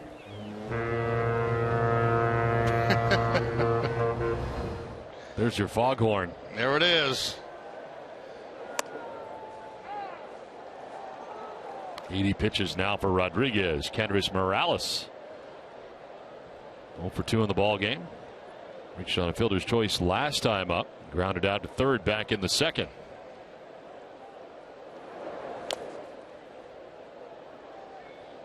Reminds me of spring training when we get into the fog of spring training when they start switching players on us. It becomes a total fog. About the 5th inning generally. Yeah, it's like, look out.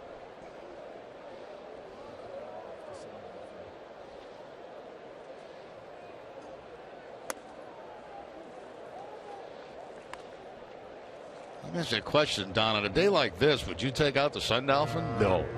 No, the Sun Dolphin would stay ashore. It's great on a sunny day, but not so much when it's drizzling or anything like this. No. On the ground as Sandoval dives, grabs it, gets up, and throws out Morales. He's had a good defensive day at third base. Pablo Sandoval. Yeah, most of the action to his left also. A couple of diving plays going to his left today. That time the changeup, and Sandoval able to dive once again.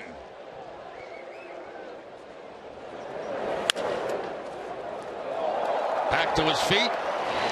Over the top throw to first base to get the out. Nice play by Sandoval. And Rodriguez likes the effort on defense.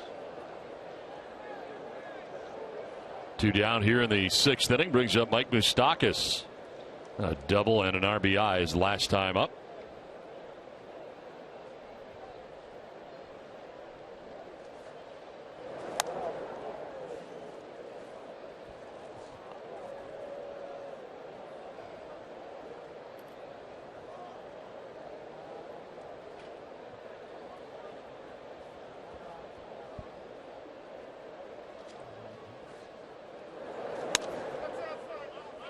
Two and 0.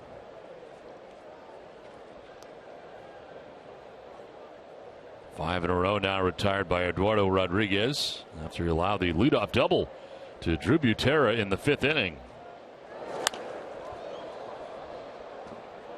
Well, stay tuned for Red Sox Final presented by Uno's. Adam Pellerin and Steve Lyons will have the latest on the American League East race.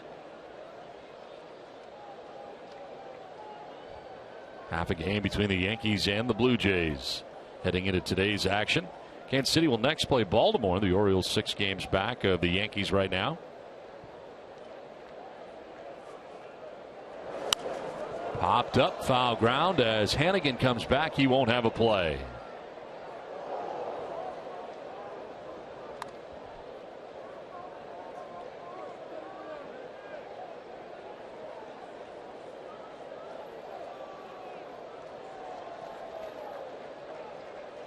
Alex Rios on deck, 2 down here in the Kansas City 6th inning.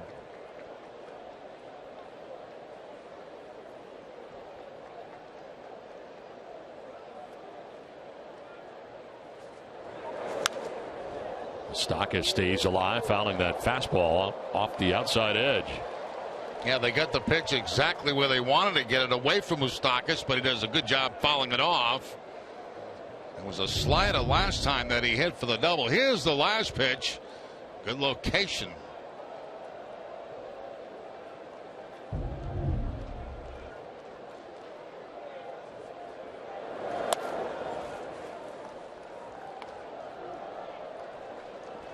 Rodriguez with 1 strikeout on the day. He's not walked anybody. A full count here to Moustakas.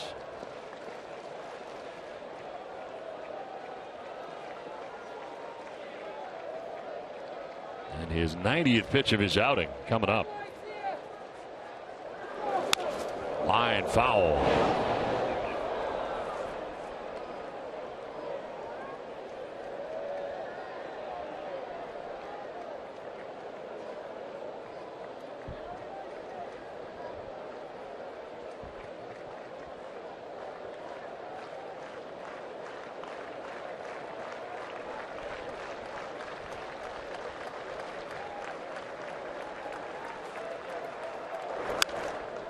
The other way now to the left and out of play. Very good bat lefty against lefty here by Moustakas.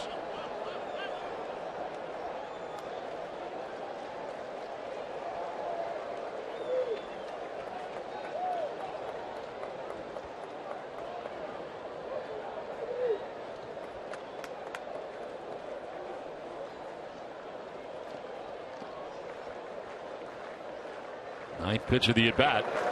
And a fly ball struck well to left field. Back goes Bradley looking up, and that ball is gone into the monster seats. Mike Moustakas with his 13th home run of the year gives Kansas City a 4-2 lead, and what an at bat that was.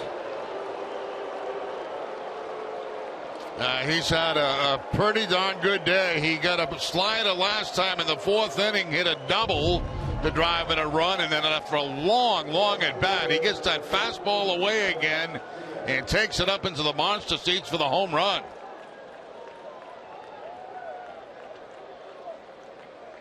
That's really putting a battle on Rodriguez right there.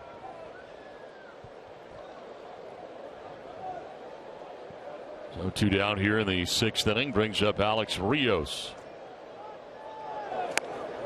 Action in the Red Sox pen for the first time today. Alexei Gondo first out.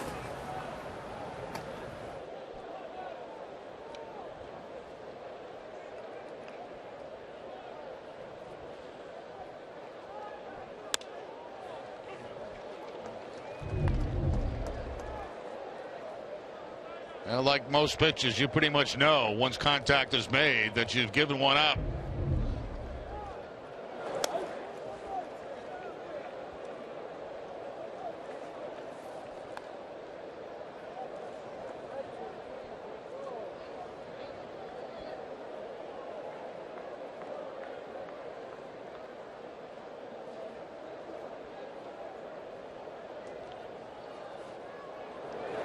Rios fouling it back. A long inning here for Rodriguez. Some lengthy at bats. It's Hosmer to strike out, Morales to ground out. The long at bat for Mike Moustakas before surrendering that home run. And for Rodriguez, that is the 12th home run that he has allowed this season. Second home run of the series for Moustakas. Rios now to right field. Castillo is playing very shallow, and that ball is going to be over his head. And to the track in the wall, Rios to second base with a 2-out double.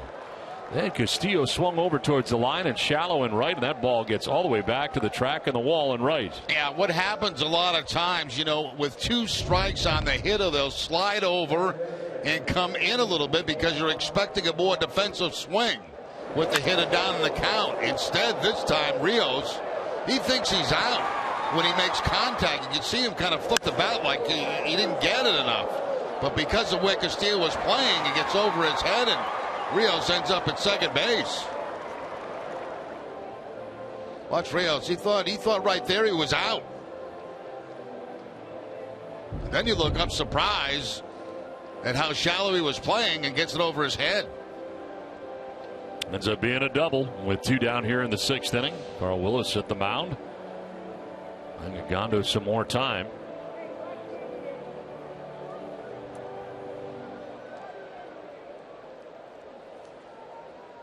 Alexia Gondo warming in the pen right now. 2 outs in the 6th inning.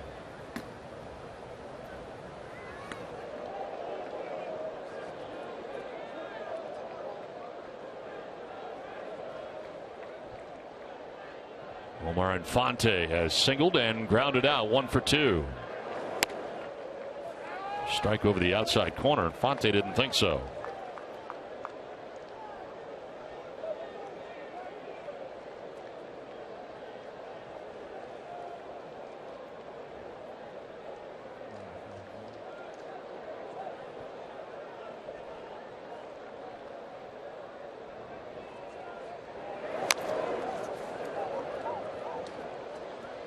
Just one Nexium 24-hour a day gives you all day, all night protection from frequent heartburn. Go to Nexium24hour.com for savings and pick up Nexium 24-hour at your local Stop and Shop. 2 outs here in the 6th inning. A home run by Mike Moustakas. And then a double by Alex Rios. Kansas City on top 4-2. Pitch number 100 of the day for Eduardo Rodriguez.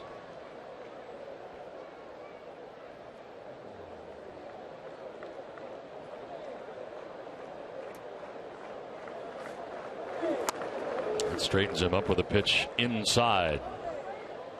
92-mile-an-hour fastball. 100 today. His average has been 94. 114 his season high, and that was his last time out. The 114 that was against Cleveland. So 26 pitches in this inning.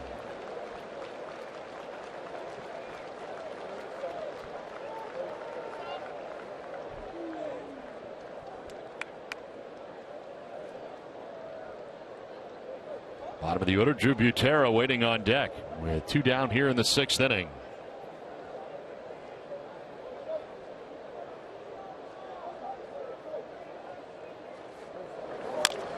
Fonte fouls it off down by the shoe tops.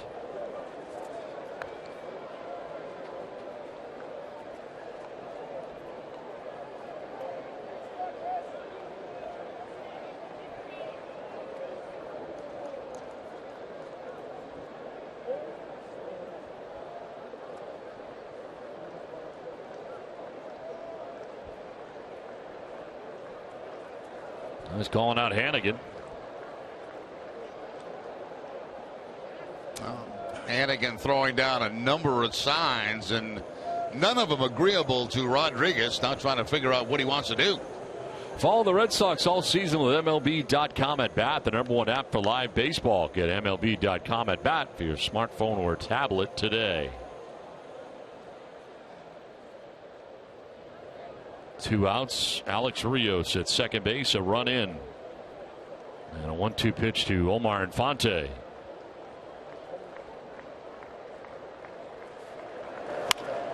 Cleans it out, but a foul ball out ahead.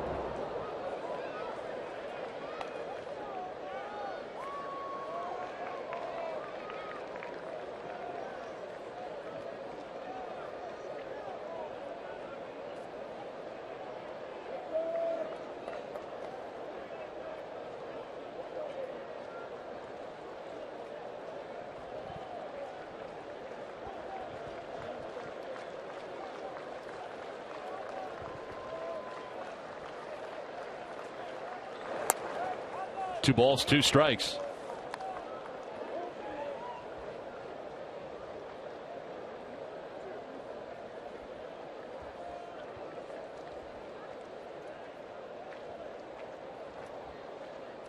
Center fielder Mookie Betts over towards right center. Good size gap out in left center.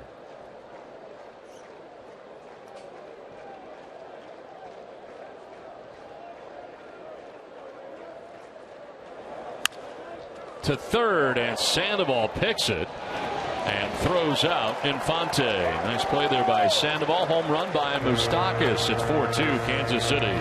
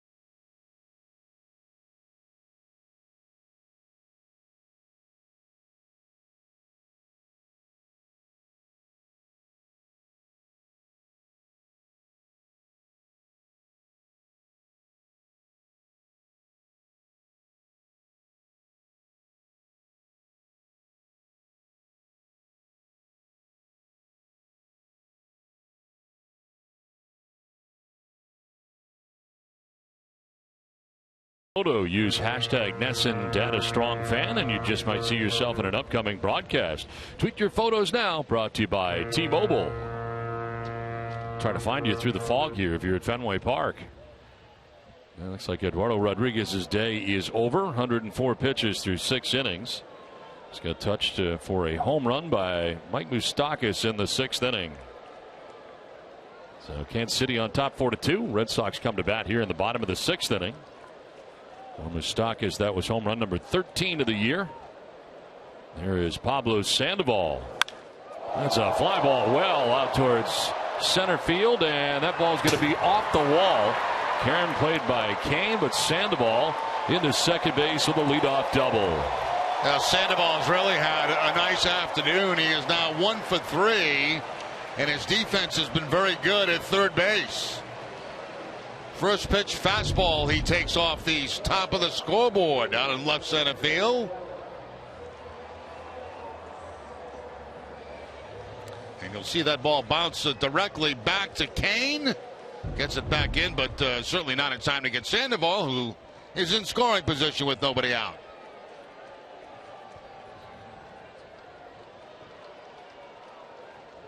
Now Xander Bogaerts with nobody out. Bogaerts singled in the first inning, grounded out to short in the third. Light rain falling at Fenway for the last few innings. Shows bunt, drops it down. The pitcher Volquez will throw to first. Tough play for Hosmer. Kind of looking into the runner that time as the ball came back towards Bogaerts. To third goes Sandoval. Let's take a look at Pablo Sandoval's defense so far in this game today. It's been very, very good down at third base, going to his left in particular. A diving play early in the ball game against Morales, then a couple of steps to his right. that one not all that difficult. This one is. Another dive to his left.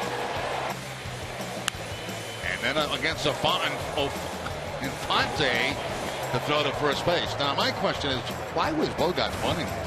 Must have had to be doing that on his own. Maybe looking to grab a couple of runs here, not just the one. I think Bogart's maybe bunting for a base hit, trying to get a couple of base runners, but the sacrifice in this situation really doesn't mean very much. You're giving away an out with a man at second base with the potential of having a big inning. This is the second highest average with runners in scoring position, too. Yeah, it doesn't. I think he was doing that on his own. 1 out, Sandoval at third base. David Ortiz, the batter. Rain falling a little harder now.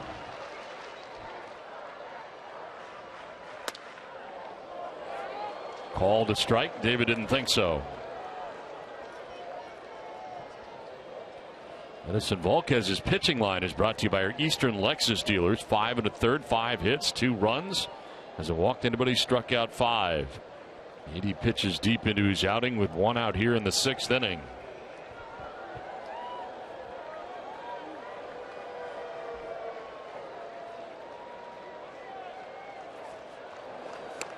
Down to the count, 0-2. Fastball followed by a curveball, a hard curveball that time at 80 miles an hour.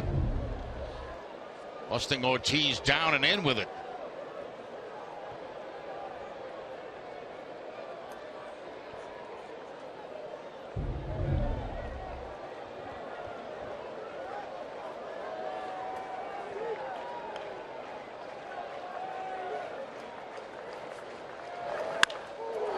In the air and in the raindrops to left field. Ben Zobrist back at the wall to make the catch as tagging and scoring is Sandoval. Ortiz will pick up an RBI in the sac fly, and it's now 4-3 Kansas City. Now David picks up his 76th RBI of the season with a long fly ball. I thought when it left the bat it had a chance to at least get off the wall. But you can see Ortiz getting underneath that ball just a little bit, and certainly deep enough to bring the run home. As Zobrist backs into the wall. He's got that hand out to touch the wall just to know exactly how far he's got. So 2 down, bases empty, and it brings up Travis Shaw. Shaw has struck out swinging today. Last time up hit by a pitch in the 4th inning.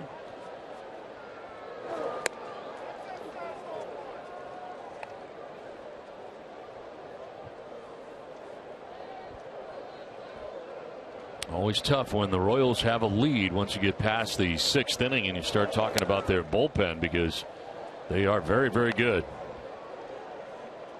We're seeing those hard throwing relievers for Kansas City as part of this 4-game series. Probably the best group we've seen all year. Yeah, I'd have to agree, with the exception of the 8-9 guys for New York, and Betances and Miller is quite a combination at the end of those games. But this as a group is as good as it gets.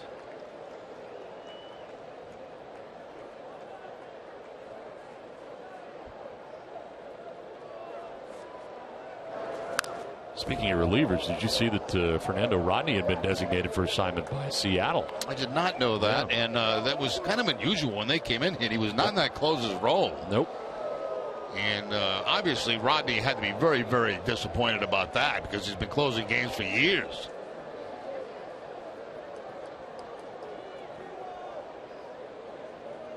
Two pitch. And Shaw to right field. That is going to get down. A fair ball. Over to play it is Rios. Knocks it down. Into second goes Shaw. It's a 2-out double. I'll be careful down there. If that one gets by him and rolls around to the corner, then Shaw would have been running a while. Yeah, possibility of an inside the park home run. Shaw hitting the changeup down in that corner, and you can see Rios really battling it right there, going around the boards. He gets it back in, and Shaw standing at second base in scoring position, the potential tying run. Just go back to that play by Bogarts, and it's almost like it broke momentum of the inning. So 2 down, Shaw at second base, and Rusney Castillo coming up.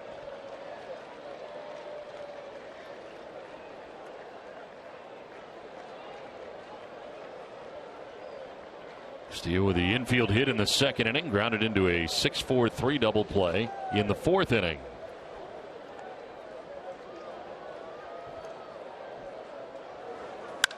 On the ground into right field, a base hit. Travis Shaw being waved around. Here comes Rios up with a throw to the plate, cut off. Run scores as they have Castillo hung up in the rundown. And Rusney will be tagged out. But the Red Sox tie the score 4-4 with a couple of runs here in the sixth inning.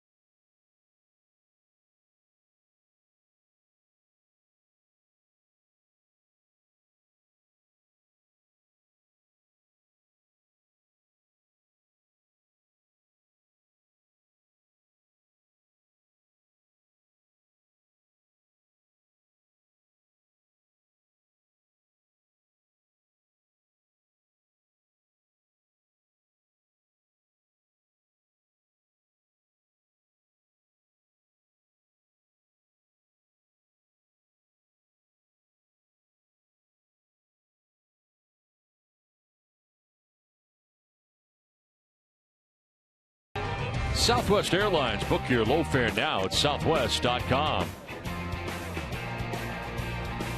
Back at rainy Fenway Park, game now tied 4-4. Red Sox get two back in the bottom of the sixth inning. This call to the bullpen is brought to you by Kia, as Alexia Gondo into the game now for Boston. Takes over for Eduardo Rodriguez. 50th appearance in a Red Sox uniform for Gondo. 2-0 with a 3.81 earned run average. 45 strikeouts, 19 walks. And opponent sitting at 232 against Gondo. Send it down to Tom. Hey, Don, you just saw that two-out game-tying RBI single for Rusney Castillo. It was 1 year ago today that the Red Sox signed Rusney Castillo. It was a big money signing at the time, and there was a lot of anticipation that the 27-year-old would be an immediate hit in the major leagues. It has been a bit of a bumpy road to get here, but Rusney Castillo certainly finally fitting in after spending time in AAA Pawtucket this year. He's now hitting .355 since coming back. But you guys well remember, it was just a battle last year getting him enough at bats. He hadn't played in nearly 2 years, and they had to get him to the Arizona Fall League, winter ball, but it's all worked out pretty well. Rusney Castillo fitting right in here in the major league lineup, guys. Yeah, he's a guy that, you know, when he got here, Jerry, certainly his time away from baseball, you could see it. I mean, he was pretty raw when he arrived. Exactly right, Don. Very good point. He was, you know, he hadn't played in a couple of years. And, you know, when you're away from something for that long, it takes you a while to get back into the groove. And you could see the natural ability that he had, you know, the power that he has, the way he can play the outfield, his throwing arm, all that stuff. But it never seemed to click together. And on top of that, he had a bunch of injuries. And that kept his progress from going forward also. So finally he gets himself healthy. He gets his chance to play. And he's now starting to respond the way people, I think, expected him to respond. Rusney Castillo tying the game with his base hit 4-4. Drew Butera, first batter that Alexia Gondo faces. Well, it's on the outside corner for strike two. Gondo last worked on Thursday against Kansas City, game one of the series. Faced 2 batters in the 8th inning. And Zobrist to ground out. Lorenzo Cain walked, and then he got lifted from the game.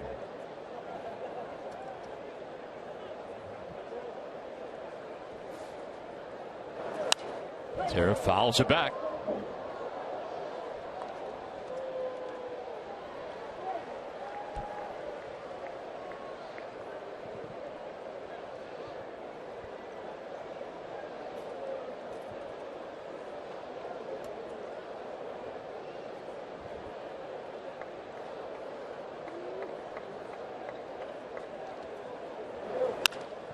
Down the line at third and foul. Still 2-2.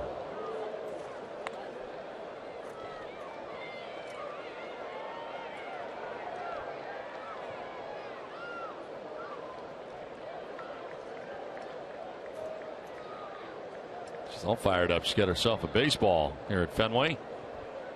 Doesn't get better than that.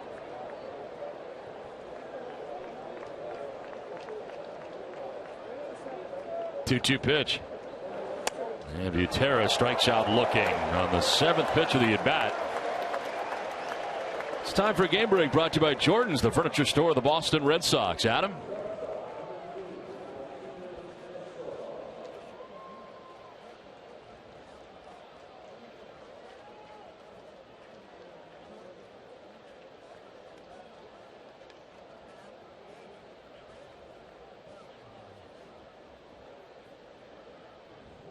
All right, Adam, certainly not good news there.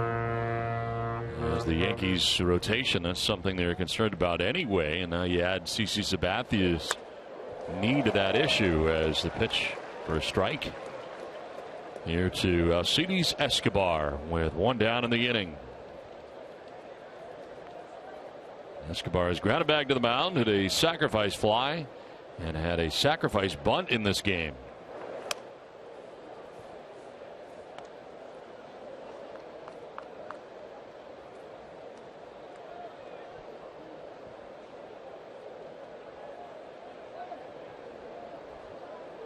Escobar now in his 5th season with Kansas City. Broke into the big leagues in 2008 with Milwaukee.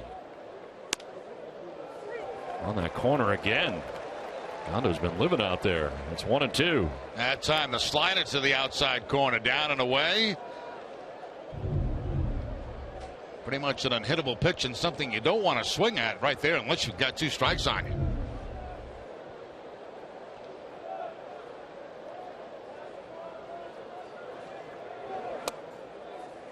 That's good pitching right there. Tries it again, just moves it out a little bit more to see if he'll chase it.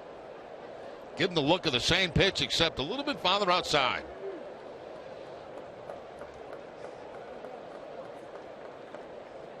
Tommy Lane up in the Boston pen. Eduardo Rodriguez today went the first 6 innings. Now the pen in the game as Alexia Gondo has the first out of the 7th inning.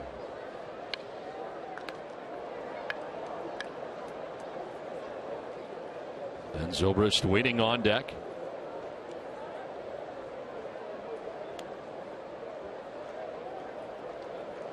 Gondo coming into this game has made 2 straight scoreless appearances after giving up runs in 11 of the last 15 appearances.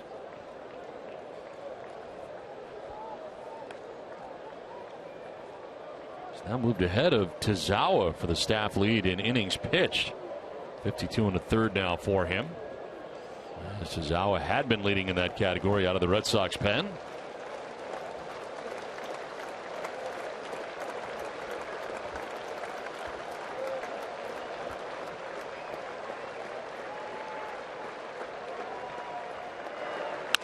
On the ground and up the middle, and it is picked there by Rutledge, but no throw. Thrown out the bare hand on the way by was Gondo. And a base hit here for Escobar with 1 down. I actually thought Gondo was going to make the play with his bare hand, but it gets by him, and once it gets by him, there's no chance for anybody. I know Gondo putting his arm up after saying, I should have caught that.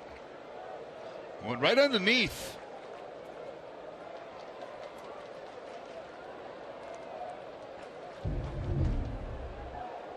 So 1 out base runner here for the Royals, and it brings up Ben Zobrist.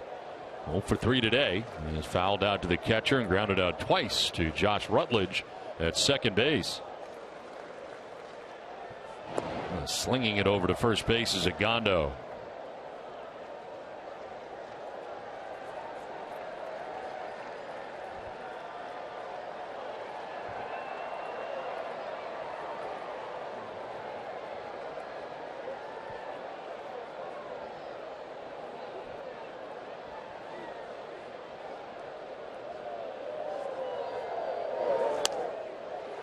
Strike one.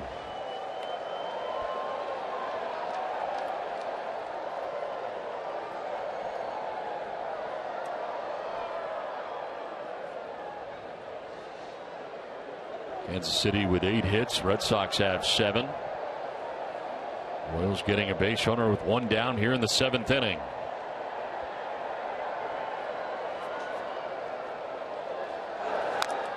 Zobrist fouling it off himself, and it's 0-2.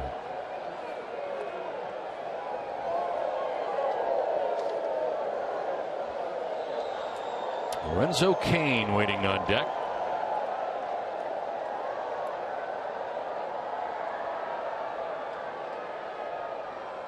Zobrist had a couple of hits here last night, snapping an 0-for-16 stretch at Fenway Park, with the majority of those at bats coming with Tampa Bay and with Oakland.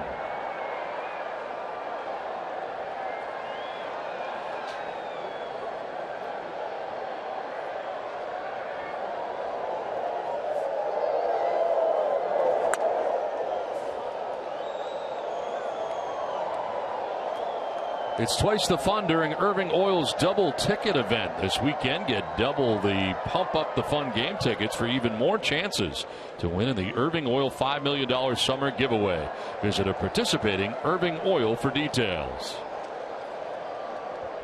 1 ball, 2 strikes to Ben Zobrist, runner at first base.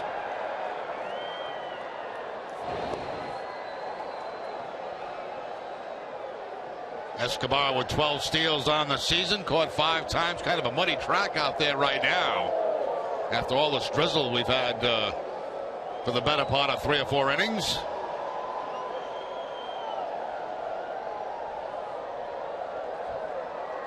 The grounds crew out there in between innings working on the home plate area, mound area. Good pitch, called the ball. 2-2. Just missing, down and away.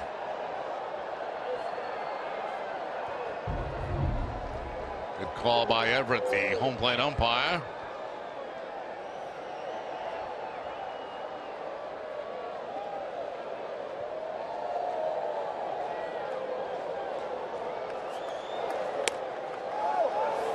A little bit low. Agondo just missing with those last 2 pitches. Very, very close to the strike zone, but one just away, one just a little bit low.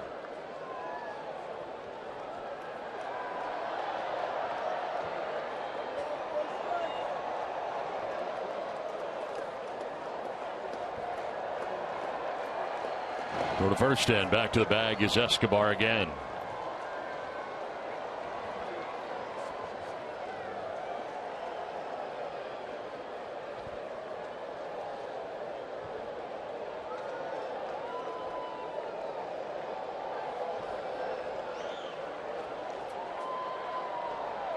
Runner goes, and it's grounded foul.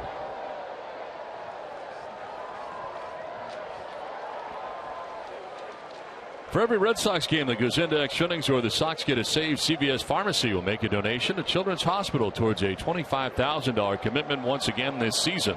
CVS Pharmacy is the official pharmacy of the Boston Red Sox. 1 on, 1 out. Ben Zobrist here with a full count.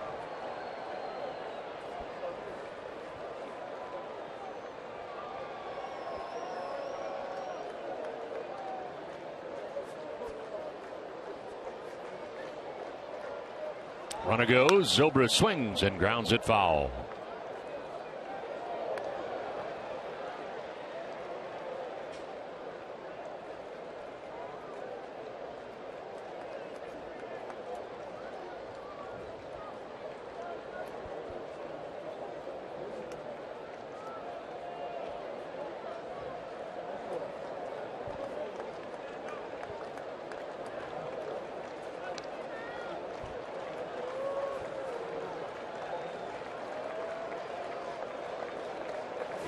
first, and back is Escobar again.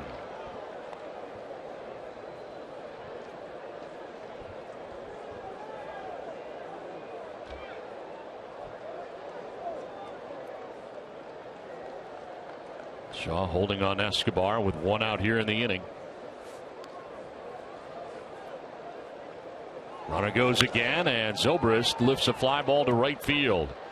Castillo was deep, and he comes in to make the catch through the raindrops for the second out of the 7th inning. Tonight at 6, tune in to the Ultimate Red Sox Show presented by AAA. We'll look back at the hiring of Dave Dombrowski and recap the Jimmy Fund Radio Telethon. Tune in tonight at 6 right here on NESN.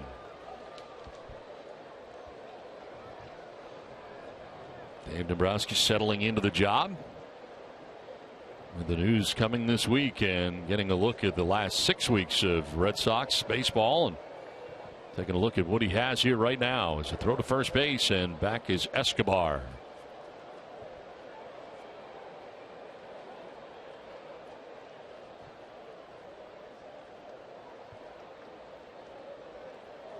Kane 0 for 3. He's grounded out to short, grounded out to second, and lined out to third base.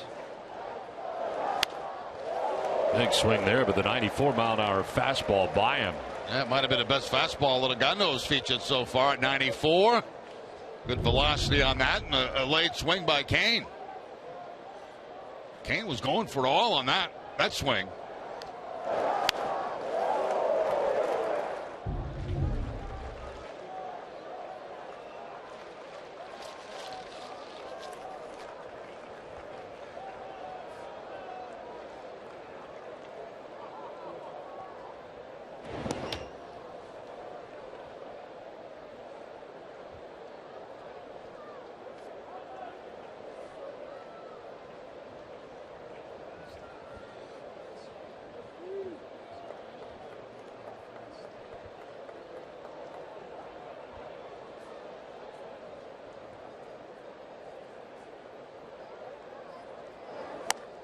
Outside, a ball and a strike now to Kane.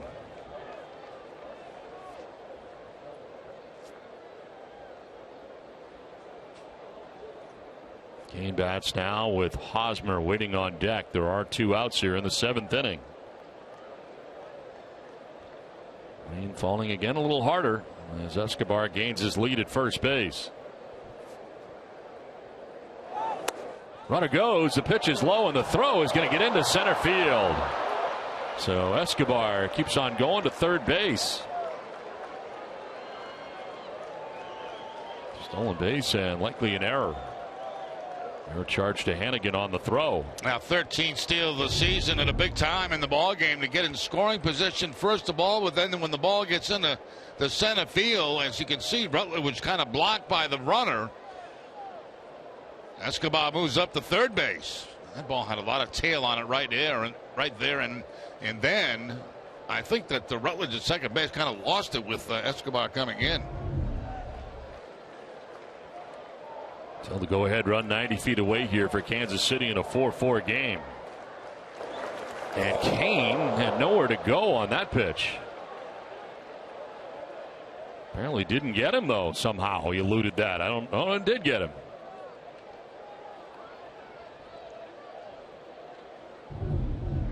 Yeah, right in the back.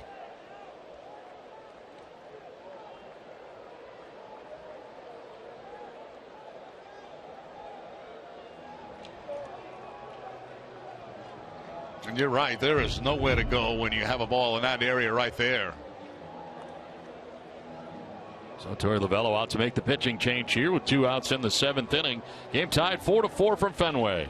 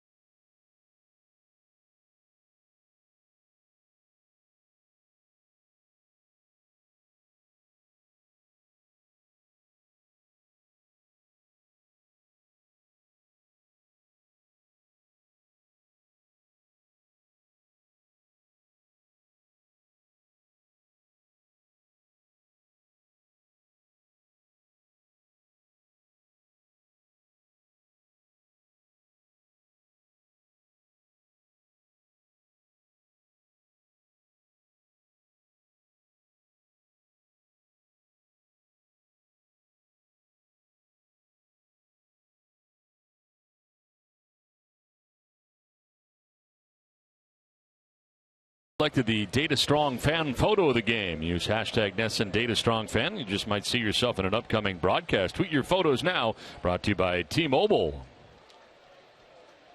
4-4 the score here with 2 outs in the 7th inning. And runners at first and third for Kansas City. And into the game is Tommy Lane, his 47th appearance, 0-1 with a 4.46 earned run average. 39 strikeouts and 19 walks. And opponent sitting at 260 against Lane.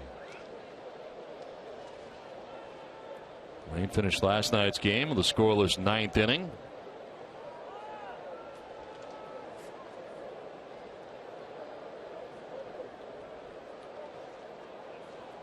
Moving Sandoval in a little bit and closer to the third base bag. He was very, very deep at third base, and he can't allow that runner to get too far off the bag in case of a double steal attempt. In tight to Hosmer for ball 1.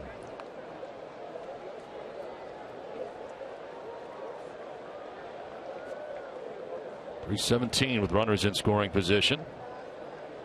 Even better since mid-July is walking lead for Escobar at third, Kane at first.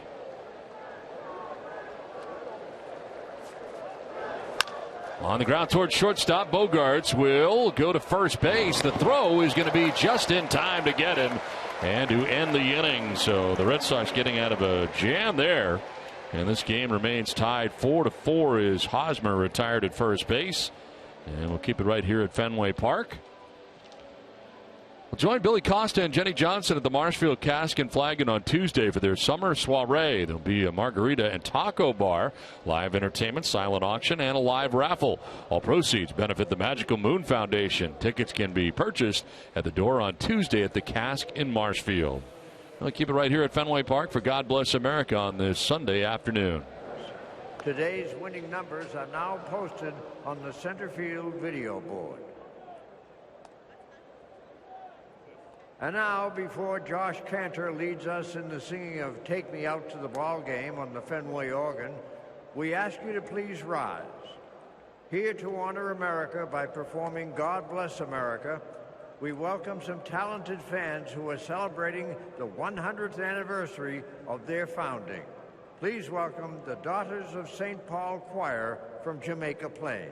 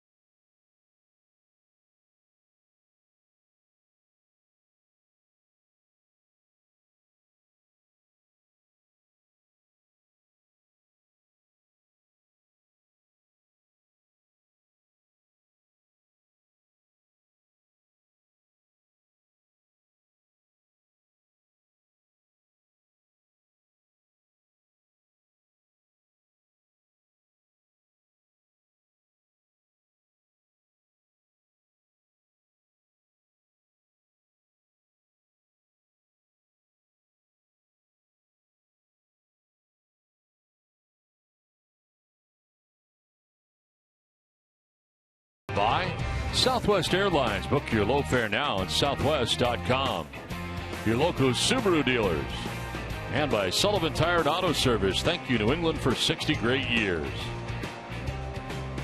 Back at Fenway, may be rainy, but never a bad time to have some ice cream here at the ballpark, as Red Sox and Royals are tied up 4-4 into the last half of the 7th inning. Ensign Volquez back on the mound for the 7th. He's thrown 88 pitches through the first 6 innings. And it's Ryan Hannigan leads it off here, bottom third of the Red Sox order. Hannigan, Bradley Jr., and Rutledge scheduled to bat.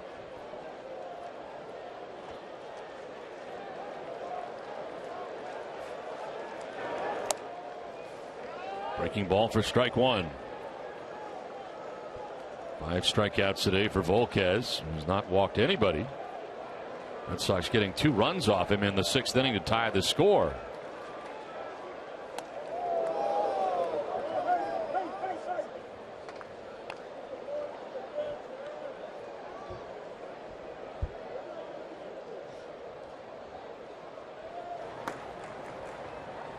Morales up in the pen for Kansas City. First action we've seen out there today. Volquez working here into the 7th inning. Hannigan lines it into left field for a base hit. Zobrist over to play it. Hannigan on to begin things here in the 7th. It's been a tough day offensively for Hannigan. A couple of strikeouts in the 2nd and 4th inning, but the big base hit here to lead off the bottom of the 7th in a tie game. Checking the signs now, see what they're going to have Jackie Bradley doing in his tie ball game. Will they have him sacrificing a swing away?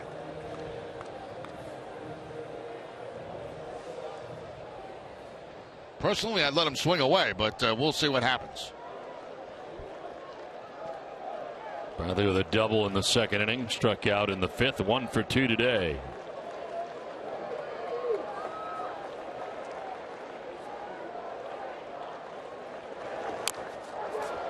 Dragged it down the first base line, foul.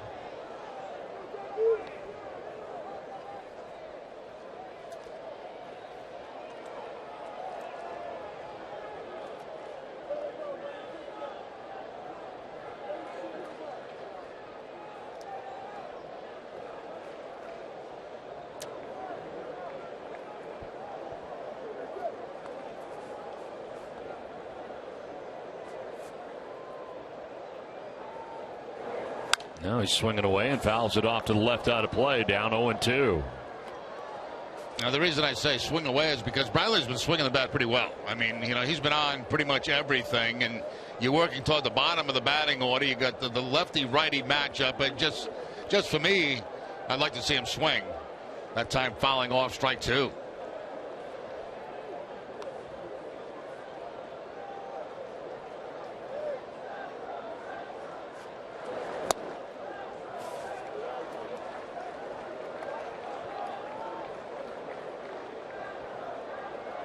Red Sox with the lead runner on here in the bottom of the 7th inning in a tie game.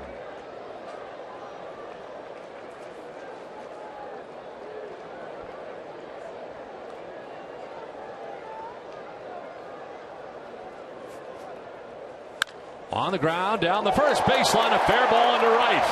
Hannigan headed for third as Rios tries to cut it off. Hannigan's going to be waved all the way around. Throw to the plate is high, and he scores to put the Red Sox on top 5-4. All the way from first base on a double by Jackie Bradley Jr. Red Sox take the lead. That's what I'm talking about. The man swinging the bat well. Right down the first base line. He gets a breaking ball, a curveball, and tops it down the first base line. A gamble taken by Butterfield with nobody out, but the throw's going to go high on the relay, and that's going to allow Hannigan to score.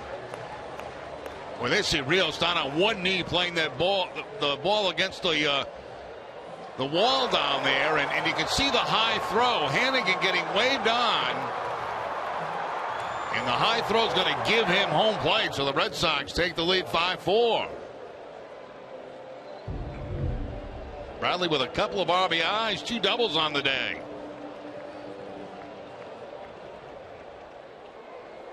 Last 11 hits now have gone for extra base hits, and that includes 2 doubles today for Bradley. Now I would have Rutledge bunting. Number 9 man at the plate right now. And he is squaring, got it down somehow. And they will throw him out. Sacrifice complete. To third base goes Bradley with now 1 out. It was either to bunt that ball or be hit by the ball. That ball looked like it was right in his stomach, and he was able to bunt it and get it down for the successful sacrifice.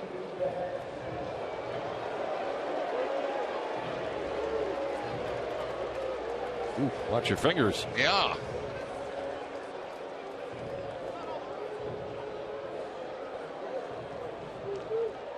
Now the infield to be in for Kansas City with 1 out, a runner at third base, and Mookie Betts coming up.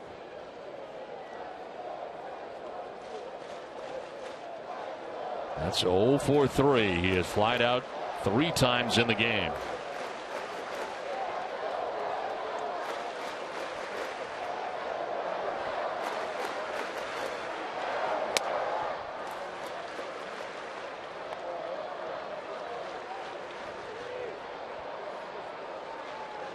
(22 of 27 from third with less than 2 outs). A chance to do it here. Red Sox have already taken the lead, now looking to obtain some insurance as they bat here in the 7th. Fouled off, and it's 1-1. See, I'd squeeze in this situation because I can't help myself. I just love that play so much. Kind of got him on the heels a little bit, you know, and get a pitch where you think you're going to get a strike and you let him drop one down. Suicide squeeze.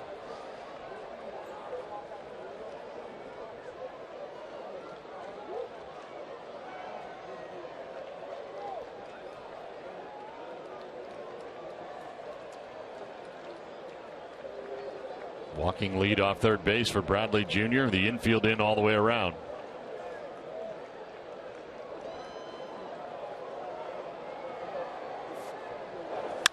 Line to right center, and moving in is Rios to make the catch. Kind of lost on the light bank there for a moment, and he fires it back in.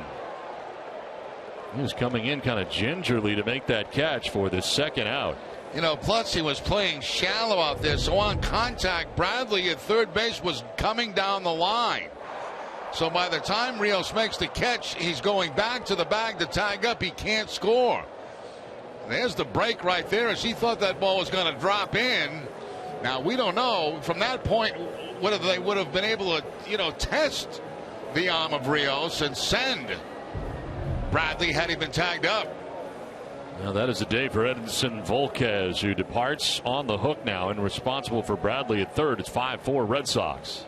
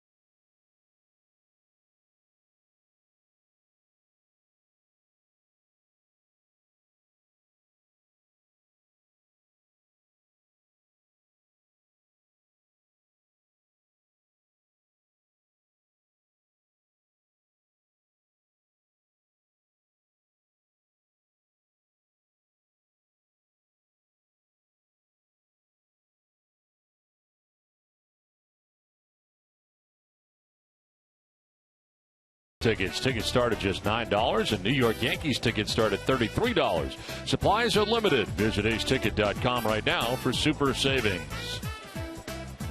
In the midst of the bottom of the 7th inning, pitching change for Kansas City. Former Red Sox lefty Franklin Morales into his 52nd game, 3-1 with a 2.37 ERA. As Sandoval hacking at the first fastball he sees and fouls it back. Sandoval with a double his last time up, scored a run.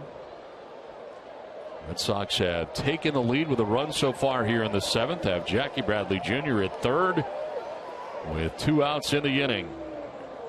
Second appearance of the series for Morales.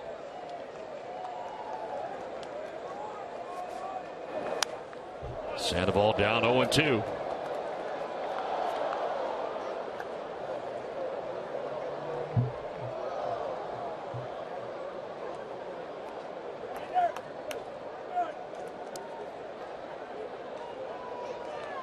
Morales pitching for the Red Sox from 2011 through 2013. Part of the World Series team in 13. Little dribbler down the first baseline. Sandoval trying to leg it out. The throw is going to get away. Bradley scores, and the Red Sox have a 2-run lead on top, 6-4. That's what happens when it's been raining all day and you pick up a wet baseball. It just sails out of your hand, and that's exactly what happened that time to Morales. Morales covers the ground. He gets over there. He's able to pick the ball up, turn to first base, and then just throw it away. That's picking up a wet baseball right there and then straight directly down in the dirt. That's a hit and an RBI. And out is Yost arguing. Was he arguing that Sandoval was running inside the baseline? He may be.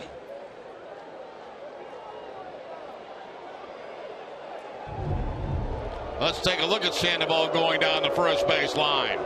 Inside, inside, inside. Looks like there he's on the line. Okay. I think it's a non-issue.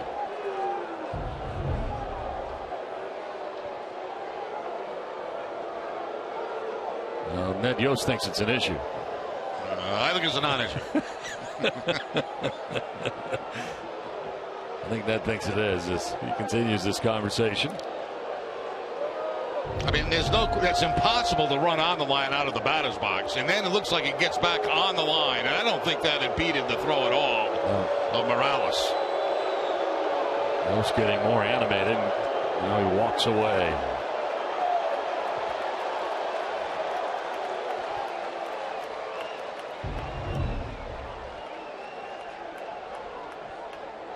So Sandoval with a base hit and RBI. Red Sox lead at 6-4. And Xander Bogaerts coming up here with Sandoval at first base.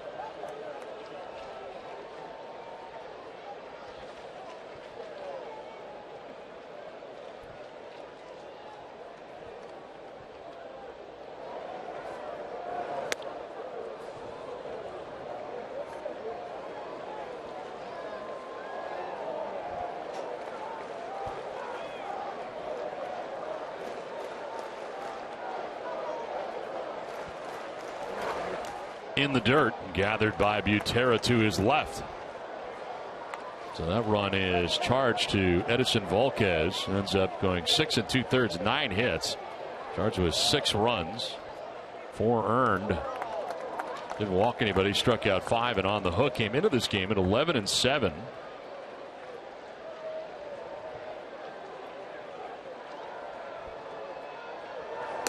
Morales missing again, 3-0.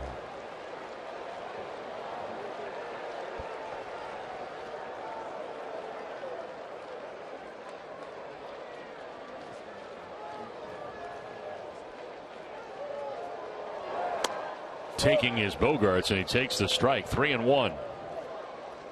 Here's where Bogaerts, I think, has to narrow his zone down middle in, look for his fastball middle in, and see if he can drive something. David Ortiz waiting on deck. Red Sox batting in the 7th. And he hits this on the ground at third. Tough hop, but Moustakas will go to second for the force out that ends the inning. Red Sox score twice and take a 6-4 lead.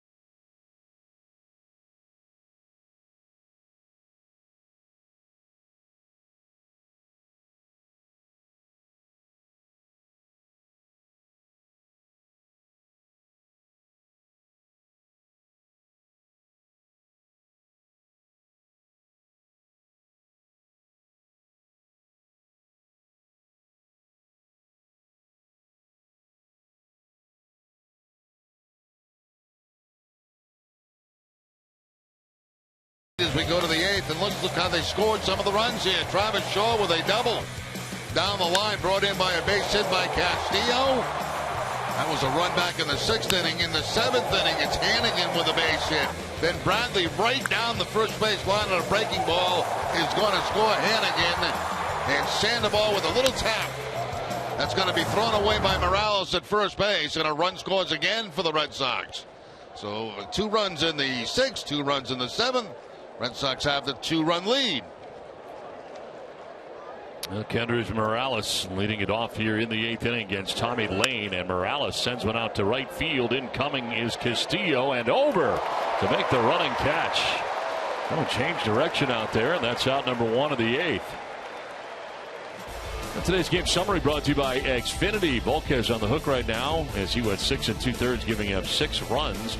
Moustakas has his 13th home run of the year, 2nd of the series. Eduardo Rodriguez goes 6 innings, 2 earned runs in his outing. Jackie Bradley 2 for 3, and Pablo Sandoval 2 for 4 in this ball game today. With 1 out now in the top of the 8th inning.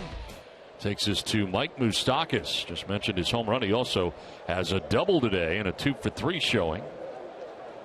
He bats with 1 down here in the 8th inning.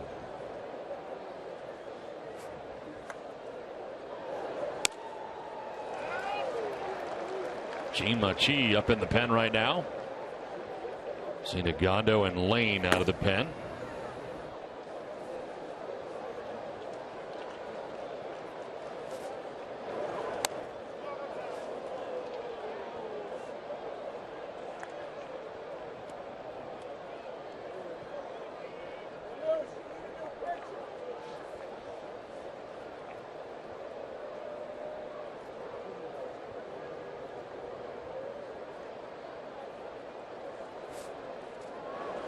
Swing and a miss. Good pitch headed down and away. 1-2.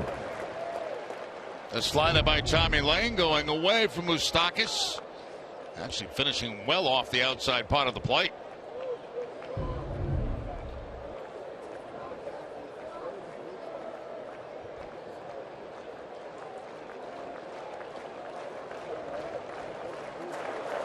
On the ground to first base, it's gathered by Shaw for the 2nd out of the 8th. Well, looking for a fun activity for the kids this summer? Visit NESN.com/freezeframe to see the photo of the week. Then have your son or daughter send in a caption that could make it on the next NESN Clubhouse show. Visit NESN.com/freezeframe today. Here comes Torey Lovullo with 2 down in the inning. Gene Machi is going to make his way in from the pen. Red Sox have a 6-4 lead. The pitching change from Fenway.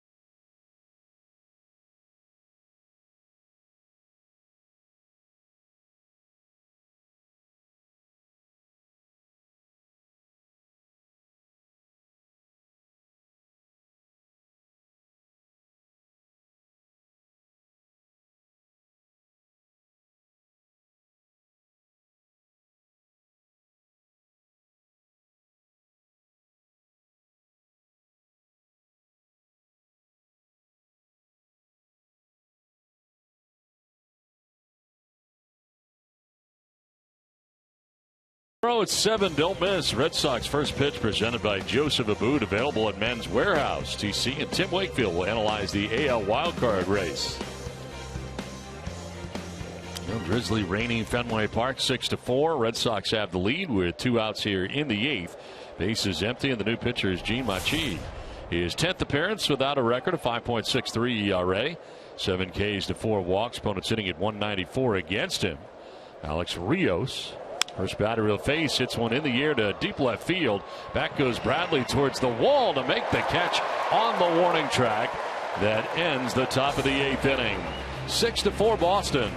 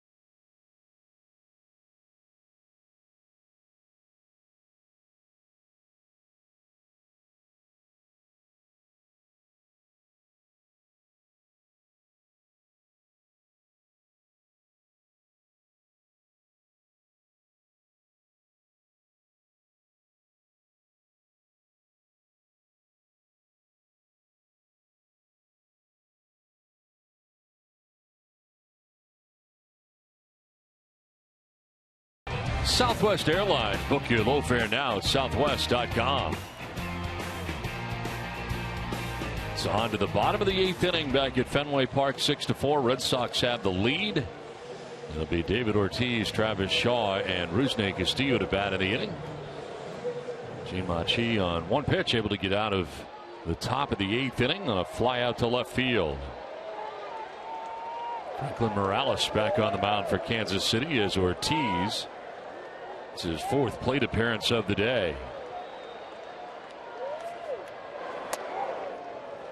Royals shifting on David on the right side as David has struck out swinging, flied out to the warning track in right. Last time up, a sacrifice fly to pick up his 76th RBI of the year. High fly ball out to center field. Lorenzo Cain makes the catch for the first out of the bottom of the 8th. Well, for every home run the Red Sox hit the rest of the season, Alltown will donate $500 to the Cystic Fibrosis Multiple Sclerosis Fund. Alltown is New England's premier healthier convenience retailer. One out in the 8th for Travis Shaw. He has struck out, been hit by a pitch, and doubled in the ball game. They are shifting on Shaw as well, but they keep it tight to the infield. A little different looking shift, but the idea the same.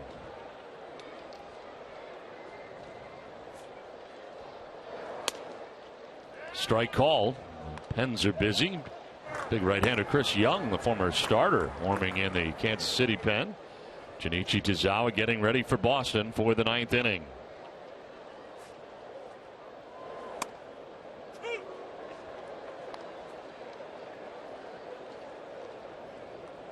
Travis Shaw's hit direction.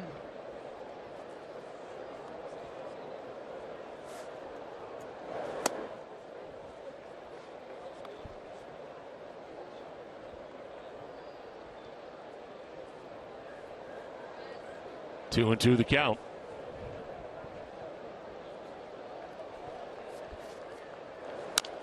Grounded foul over by the on deck circle, and we'll do it again. 2-2.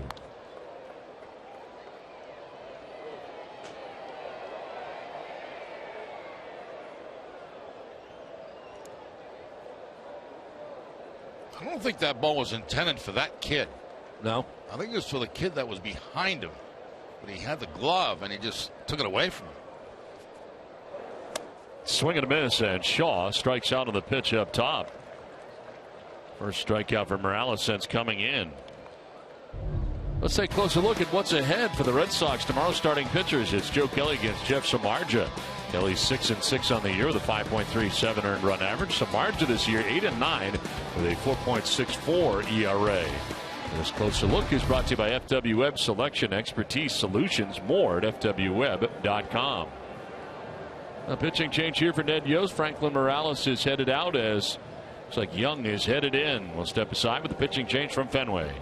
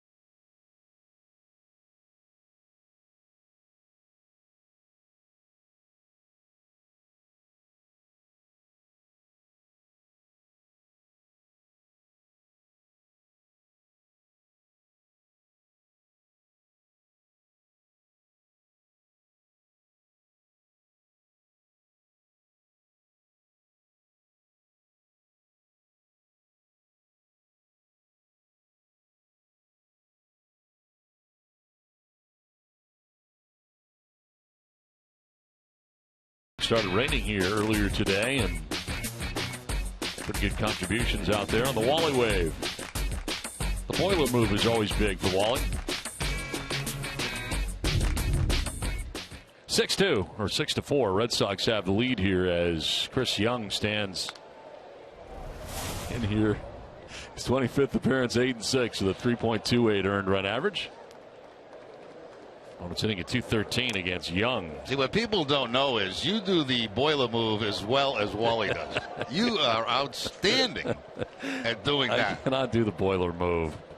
No, you can. Well, no, you do it better than that. I mean, you got the whole thing down. Pitch inside, and it's 3-0. It is a pretty go-to move for the mascots, I've noticed. It is. When in doubt, you just go to the boiler. I think, when you get up there and audition, the first thing you say, let's see the boiler. Castillo will take the strike. He thought he had ball 4. So there's the move there. You got to do this. If you're going to be a mascot, you're going to have to get this down. It's just a rotation move. 3-1 pitch, and that is ball 4, and Rusney will reach with 2 down.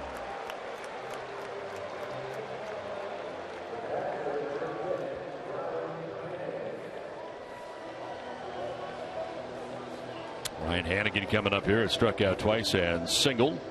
Came around to score the 5th Red Sox run, which was the go-ahead run In the 7th inning, Red Sox would add another, have a 6-4 lead, batting with 2 down and a runner at first.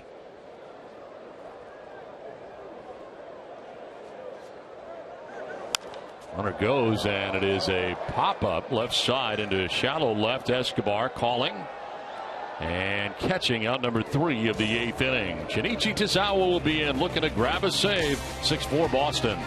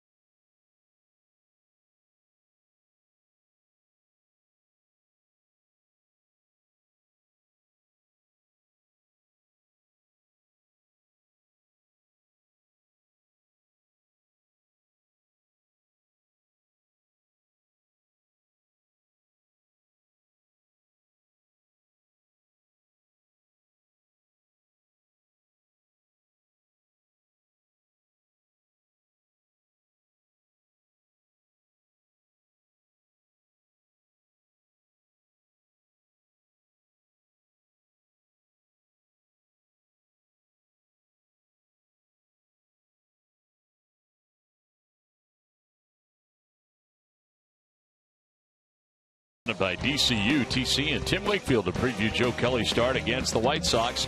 DCU Digital Federal Credit Union. What can DCU save you? Now 6-4. Red Sox have a 2-run lead as we head to the 9th inning. And the closer in now, Shinichi Tozawa. 54th appearance, 2-5 with 3.12 earned run average. 2 out of 7 in save opportunities. Some of those coming, however, in the 8th inning in his old role. 49 strikeouts, 8 walks, and opponent sitting at 245 against Tozawa. Picked up the save on Thursday night, game 1 of the series, a 1-2-3 9th inning. Omar Infante leading it off here in the 9th. 8-9-1 expected for Kansas City.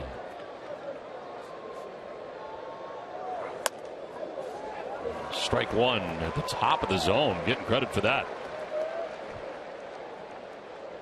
0 for 3 with a couple of Ks in his career against Tozawa.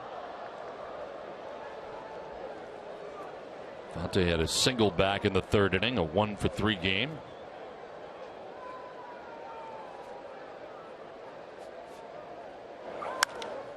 High fly ball to left field. Back goes Jackie Bradley Jr. onto the warning track, and he can't catch it. That ball will bounce around, and still running is Infante. They're going to try to have him come all the way around. Throw to the plate is going to be in time. He's out. Oh, my goodness. Wow. Are you kidding me? Unbelievable. The first out of the inning is at the plate. As he tried it inside the park home run. I mean, what a messed up play.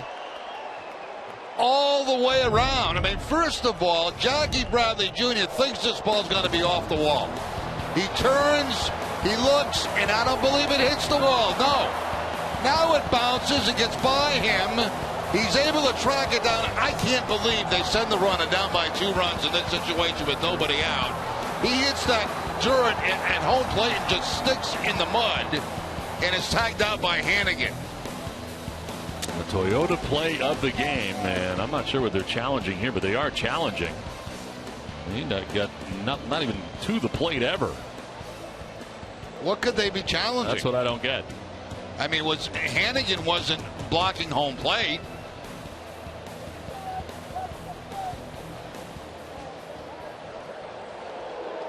Ball arrived kind of at the same time, too. Yeah, he's got the ball, and I mean, Infante knows he's got nowhere to go. He can't even touch home plate. That's a first. I don't think I have seen that. I have never seen that. Never.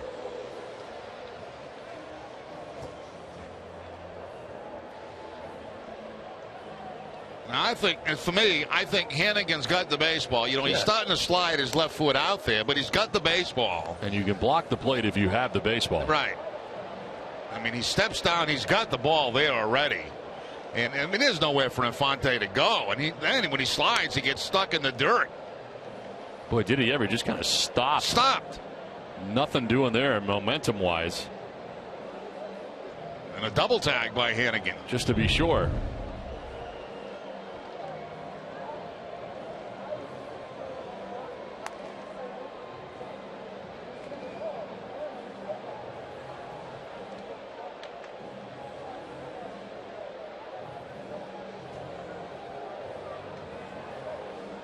He's still out.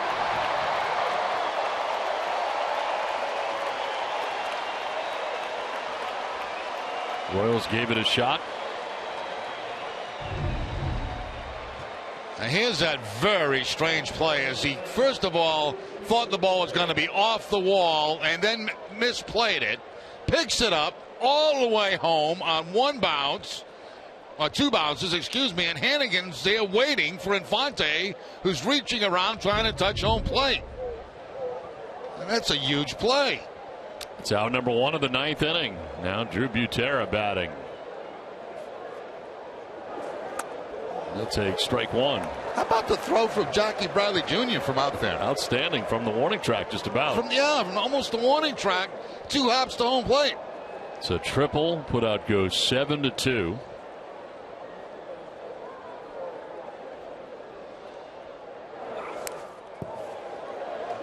0-2 the count.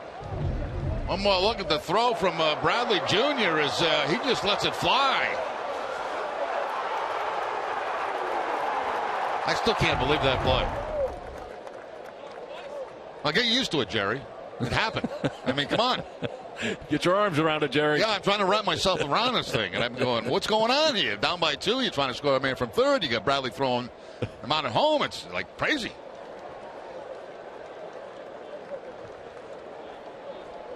No 2-pitch to Butera.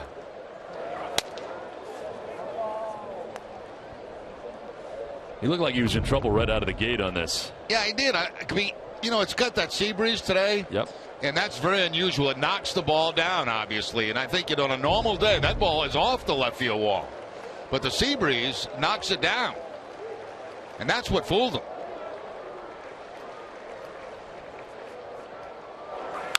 Butera on the ground and foul.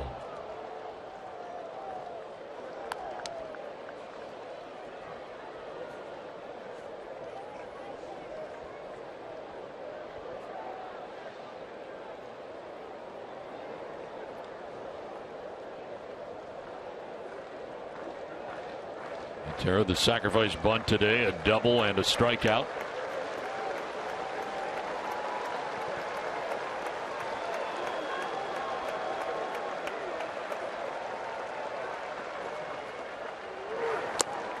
In the dirt, and it is 2-2.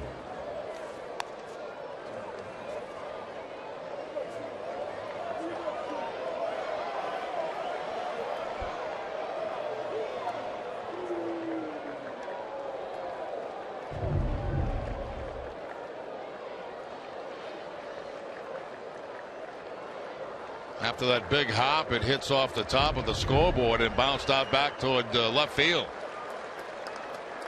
2-2 pitch. On the ground and through into right field. A base hit for the number 9 man, Butera. So now they'll bring the potential tying run to the plate here in the ninth.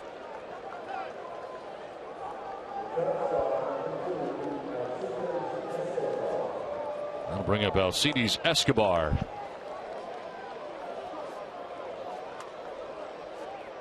Escobar has grounded back to the mound, hit a sac fly, and a sac bunt in the 5th, and then singled in the 7th.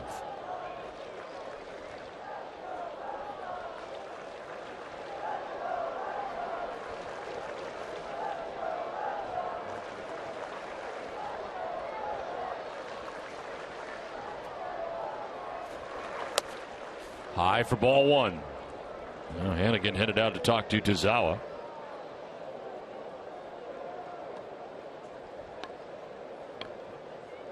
H.B. Hood salutes the Red Sox Foundation for its commitment to 4,900 accredited charities throughout New England.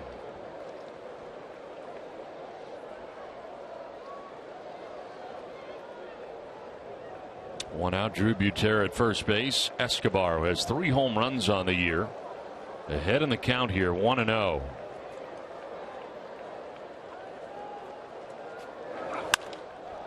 Base hit into right field. Up to second base now goes Butera. And the tying run's now on base for Kansas City. Tazawa really hasn't got it out yet. I mean, he's given up a triple and now 2 singles here in the 9th inning.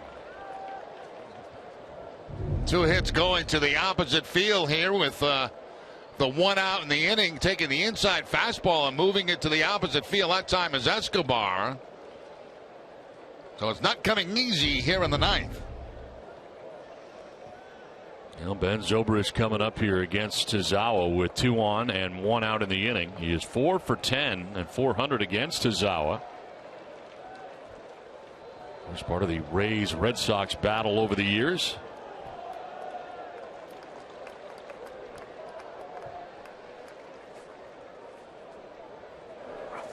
Zobrist lines one, caught by Bogaerts. Throw to first, and it will be not in time.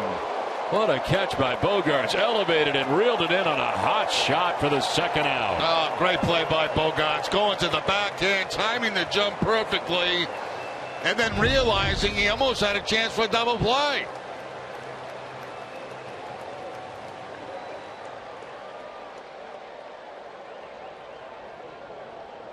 That'd have been quite an ending to the game if they double a guy off first base.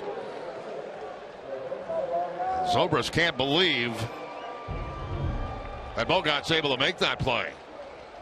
2 down in the 9th inning. Lorenzo Cain coming up. Cain 0 for 3. He is grounded out to short, to second, lined out to third, and last time up was hit by a pitch in the back.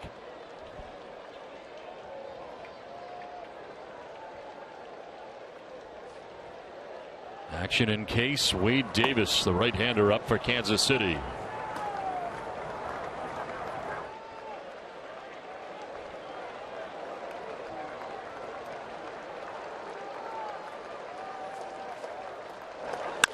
On the ground and through into right field. A base hit for Cain. Here comes Butera. No, he's going to be stopped. Throw to second base and back to the bag at second goes Escobar as the throw went to Bogaerts, and now the bases are loaded with 2 down.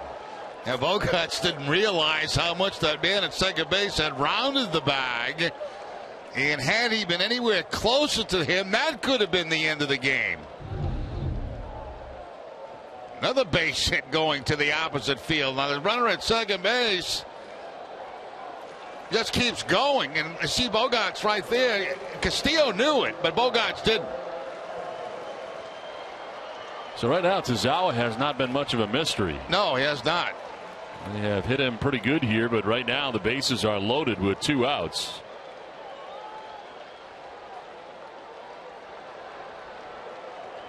Eric Hosmer, the batter. He is flied out to center, singled to center, struck out and grounded out. 2 for 3 against Tazawa with a double in his career.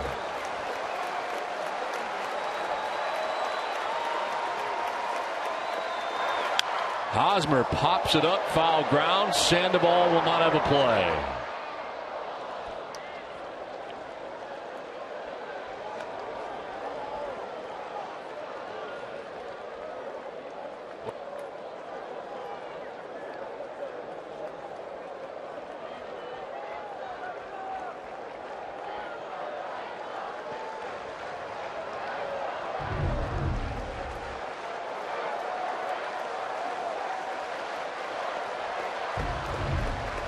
1-1 the count here to Eric Hosmer. Tying run at second base. Go ahead run at first here for Kansas City.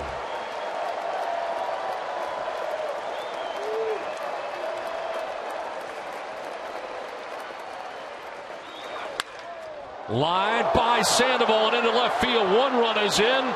Escobar is going to try and score. Throw is offline. 2 runs are in, and this game is tied. Hosmer ties it up 6-6. The blown save for Tazawa.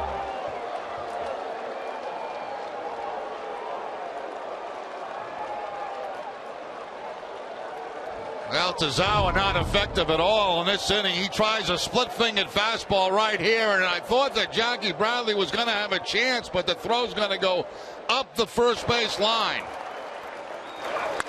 There's the splitter taken by the dive of Sandoval. Now, it looks like Bradley's got plenty of time, but the throw is going to be up the first base line. No chance.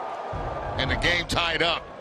This has been some inning here, the 9th inning. So the go-ahead run now 90 feet away with 2 outs in the inning for Kansas City in Lorenzo Cain. Eric Hosmer with a hit and 2 RBIs. Key RBIs to tie this game 6-6. I think Kendrys Morales coming up here.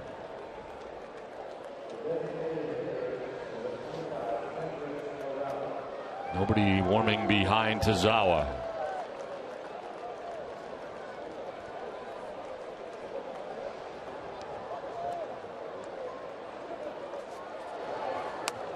In there for strike 1. Starts him off with a curveball.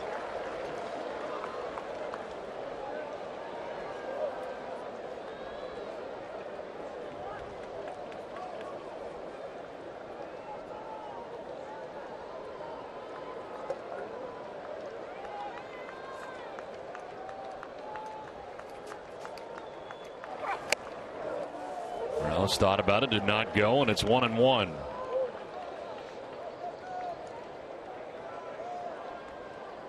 Mike Moustakas waiting on deck. Royals have scored twice here in the 9th and tied it up 6-6. Cain at third, Hosmer at first.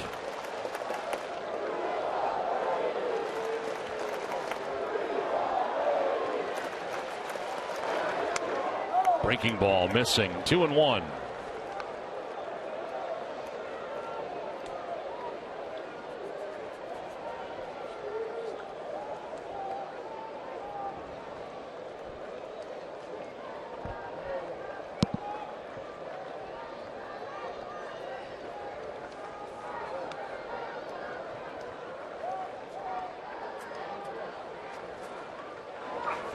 Morales with a swing and a miss, and it's 2-2.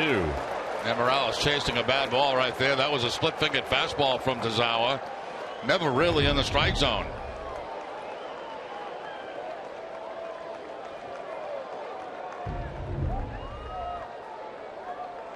Good block by Hannigan. Good catch by Hannigan to keep that man at third base from scoring.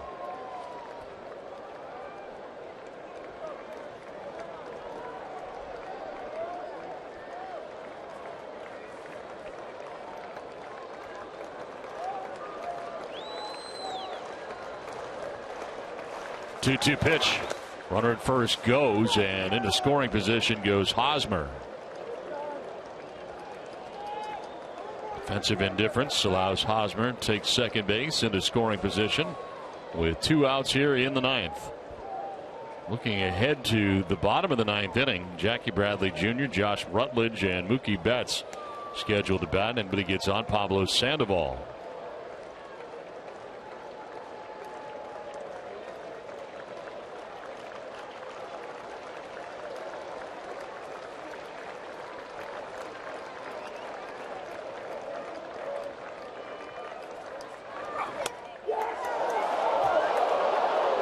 Morales will take the walk and load the bases.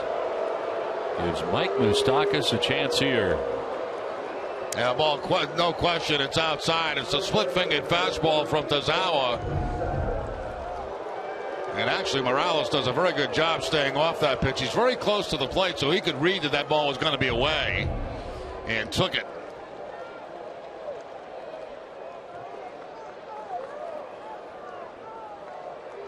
Moustakas 0 for 5 against Tazawa in his career.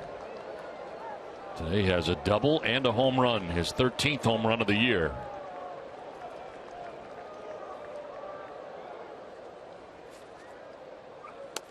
Breaking ball for strike one. 0 for 8 with the bases loaded this year is Moustakas. 3 RBIs. It's Kane at third, Hosmer at second, Morales at first with 2 outs in the 9th.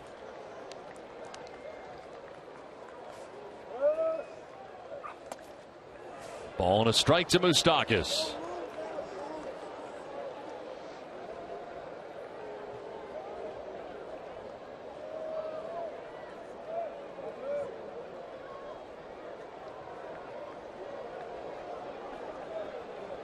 Stock is the 8th member of the Royals to bat here in the 9th inning.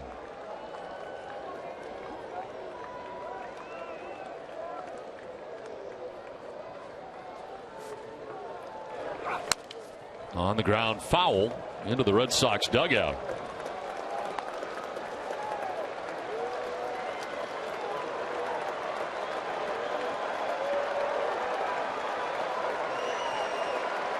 One ball, 2 strikes, 2 down here in the 9th.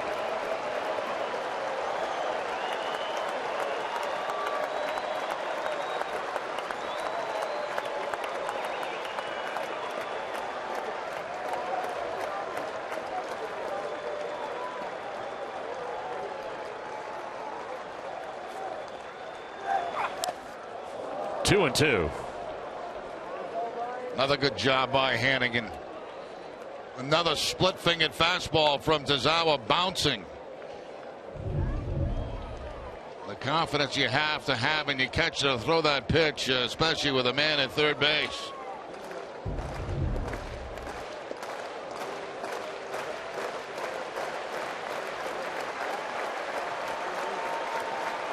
Bases filled with Royals. 2 down here in the 9th inning in a tie game now.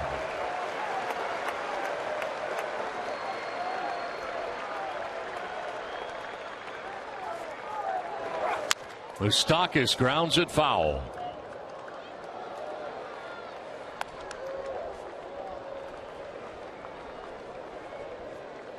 On deck, Alex Rios. He would be the 9th member of the Royals to bat in the inning if he gets up.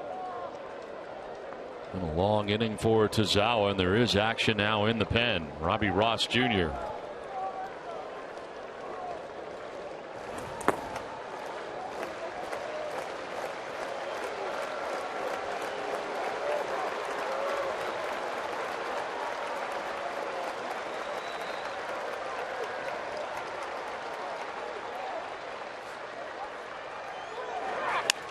Fights it off foul. We'll do it again.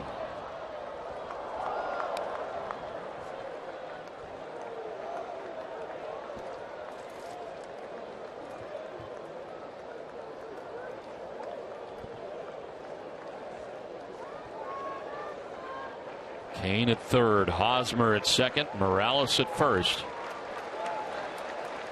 Tie game in the 9th.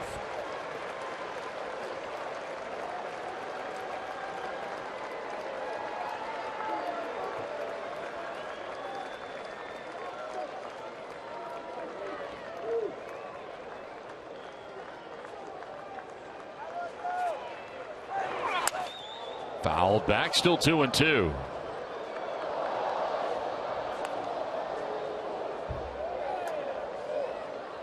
.28 pitches, 19 for strikes for Tazawa.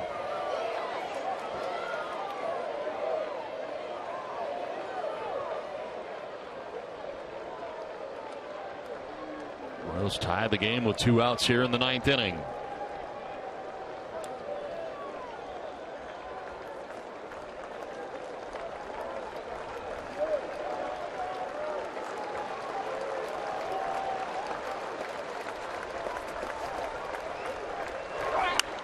Stockton gets jammed and fouls back another. You'll see a ninth pitch in this at bat now. And Tazawa's been all over the map too with pitches inside, outside, high, low. Moustakas still standing.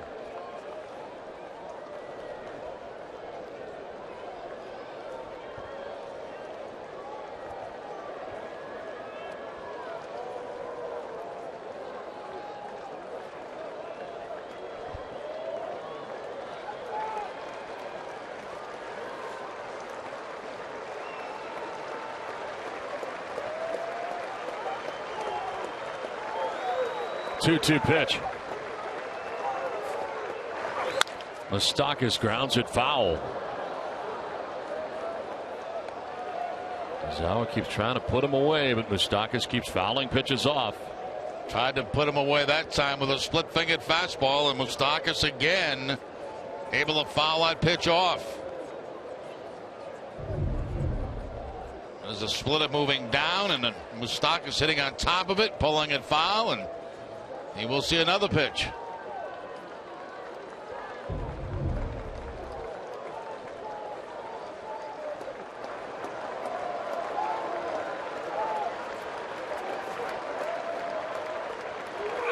Moustakas lines it into right center field. It's going to get down and roll a while. From first base all the way around comes Morales. The throw to the plate as they try to clear him will be in time. But 2 runs come in for Kansas City, and the Royals pull ahead here 8-6.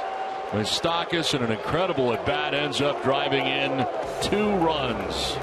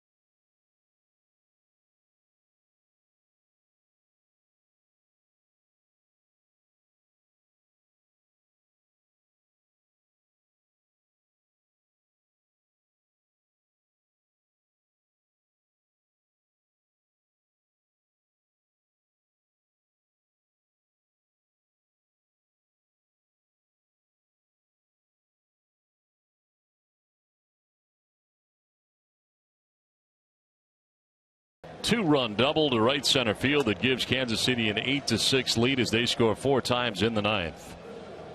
Incredible at bat by Moustakas that time. Saw a lot of pitches all over the place, inside, outside, high, down, and finally gets that double to drive in a couple more runs. And what a turnaround in this game. 8-6 game now. Wade Davis into the game, 53rd appearance, 7-1 with a 1.07 ERA. 10 out of 11 in save opportunities.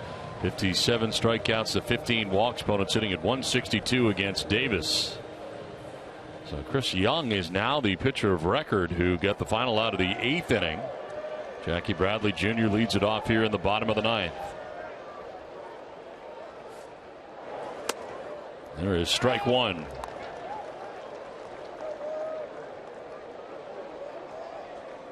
Bradley doubled in the second, struck out in the fifth, doubled in the seventh inning.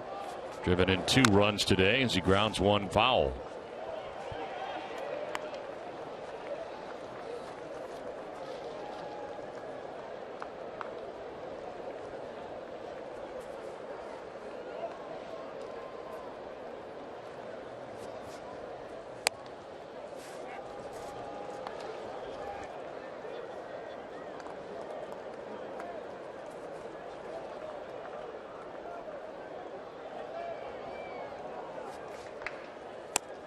Inside 2-2.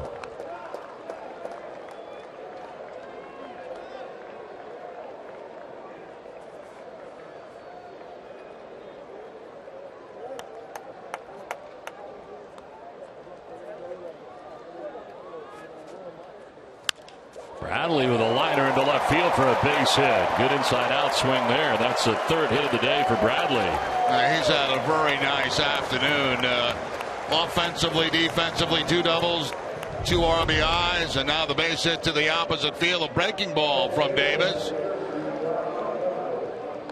And Bradley picks up his 3rd hit, 3 for 4. 3rd 3-hit game for him. Josh Rutledge, the batter. Rutledge with a single in the 2nd inning. He flied out to left in the 5th, and a sacrifice bunt in the 7th.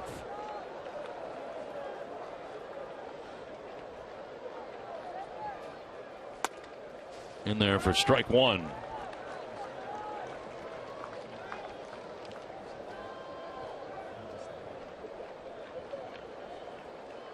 Wade Davis into his 4th game of this road trip for Kansas City.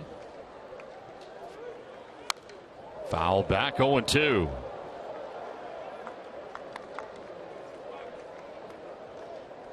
Worked his way around a walk and a single in the 8th inning of last night's game.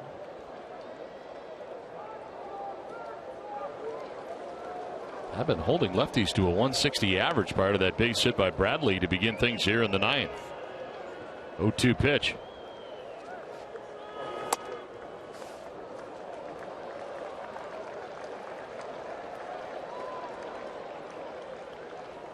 Kansas City scoring 4 times in the top half of the 9th inning to take an 8-6 lead.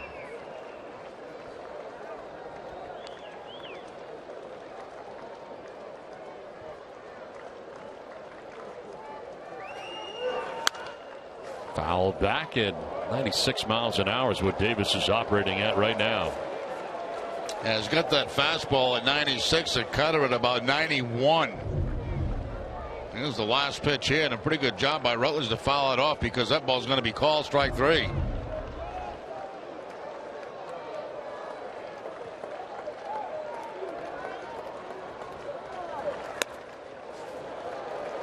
Two and two.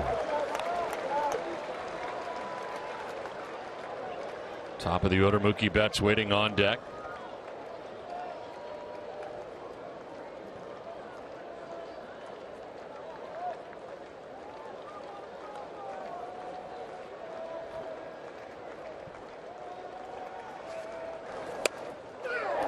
Strike 3 call.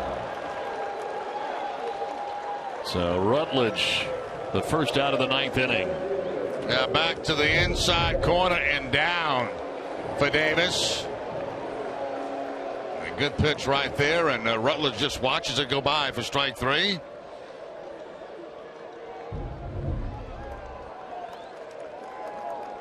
One out, one on, and Mookie Betts coming up. That's 0 for 4 in the game. He has flied out 4 times.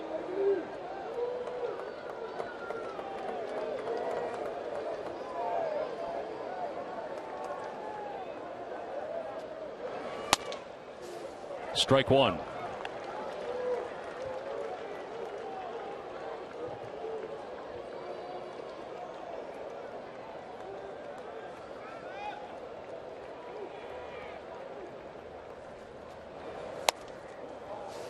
Close pitch, call the ball. Infield a double play depth. With Pablo Sandoval waiting on deck.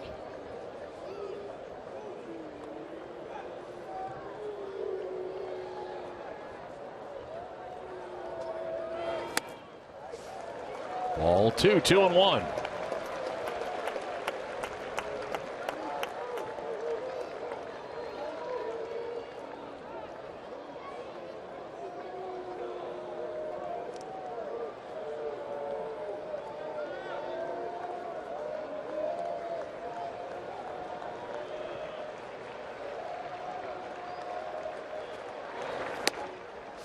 Strike 2.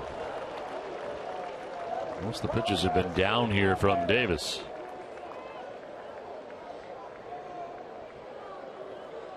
It's had 16 wins out of the pen since 2014. That's the most in the majors.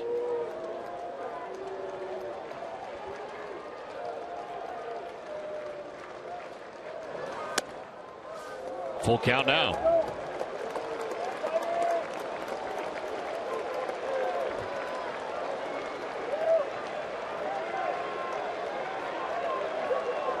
Bradley singled to begin the inning. Rutledge struck out looking. Now Betts with a full count.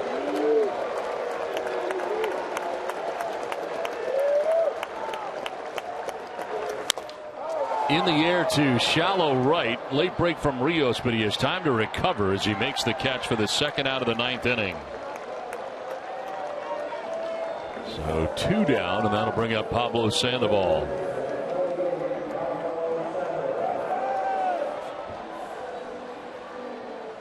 Sandoval has grounded out, flied out, doubled, and singled. 2 hits on the day, an RBI.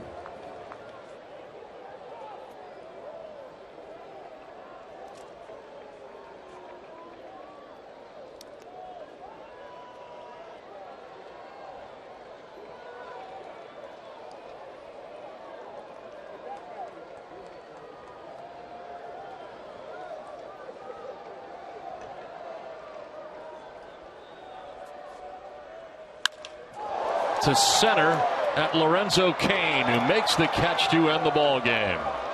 So the Royals score 4 times in the top of the ninth inning and win this ball game today, 8-6 at Fenway Park. As the Red Sox and Royals end up splitting a 4-game series. Big day for Mike Moustakas, including a home run, as the Red Sox wrap up the homestand and now will head off for Chicago. Again, the final: Royals 8, Red Sox 6, as we send it to Adam Pellerin.